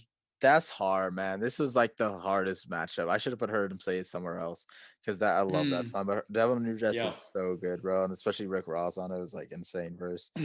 So him against Touch the Sky. Yeah, I'm gonna go Touch the Sky here. But who knows? Say You Will against FML. I don't think people know what Say You Will is. Maybe they do, maybe they don't. But I have not. It's a way for people. Yeah, so that's a way better song than FML. Like 10 times better song. Yeah. 10 times projection's way better. This was Kanye on 808s and Heartbreak. It's a crazy song, like especially live. Insane song. But whatever, you guys clearly didn't know what the fuck that was. So FML wins. FML Runaway clearly is gonna win that. Yeah. So we'll see what's up this week. We'll see what happens this week, and then we'll go on. Yeah. So we'll see what's up. But yeah, bro, I think we're gone for like 3 hours nearly today. Yeah, man, it's been it's a good 3 hours, bro. It was a good 3 hours. Flew by. There's a lot to talk about, man.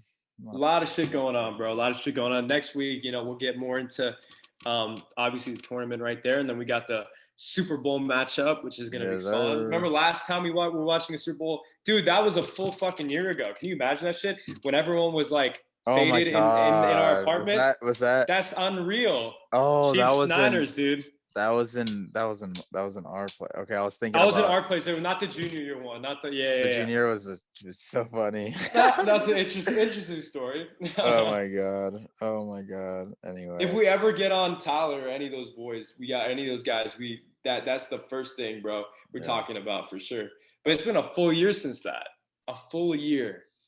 That's unreal to think about. Like, wow. Jeez. Life hits you fast, man. Bro. Well, shit. I had a good show today. I had fun. Thanks again to Kevin for showing up. Brandino, for those in the music industry, know him as Brandino. Amazing, talented person. My second cousin. Hopefully, well, not hopefully, he'll definitely be back on the show. Looking forward to that. Looking forward to discussing some more topics with him, getting more about the history, his background, and just like what he went through in life and career with music and all that. But anyway, yeah, man. But signing off is P. And it's T. And have a good weekend. Lice it up. Have a good weekend, everybody. Thanks.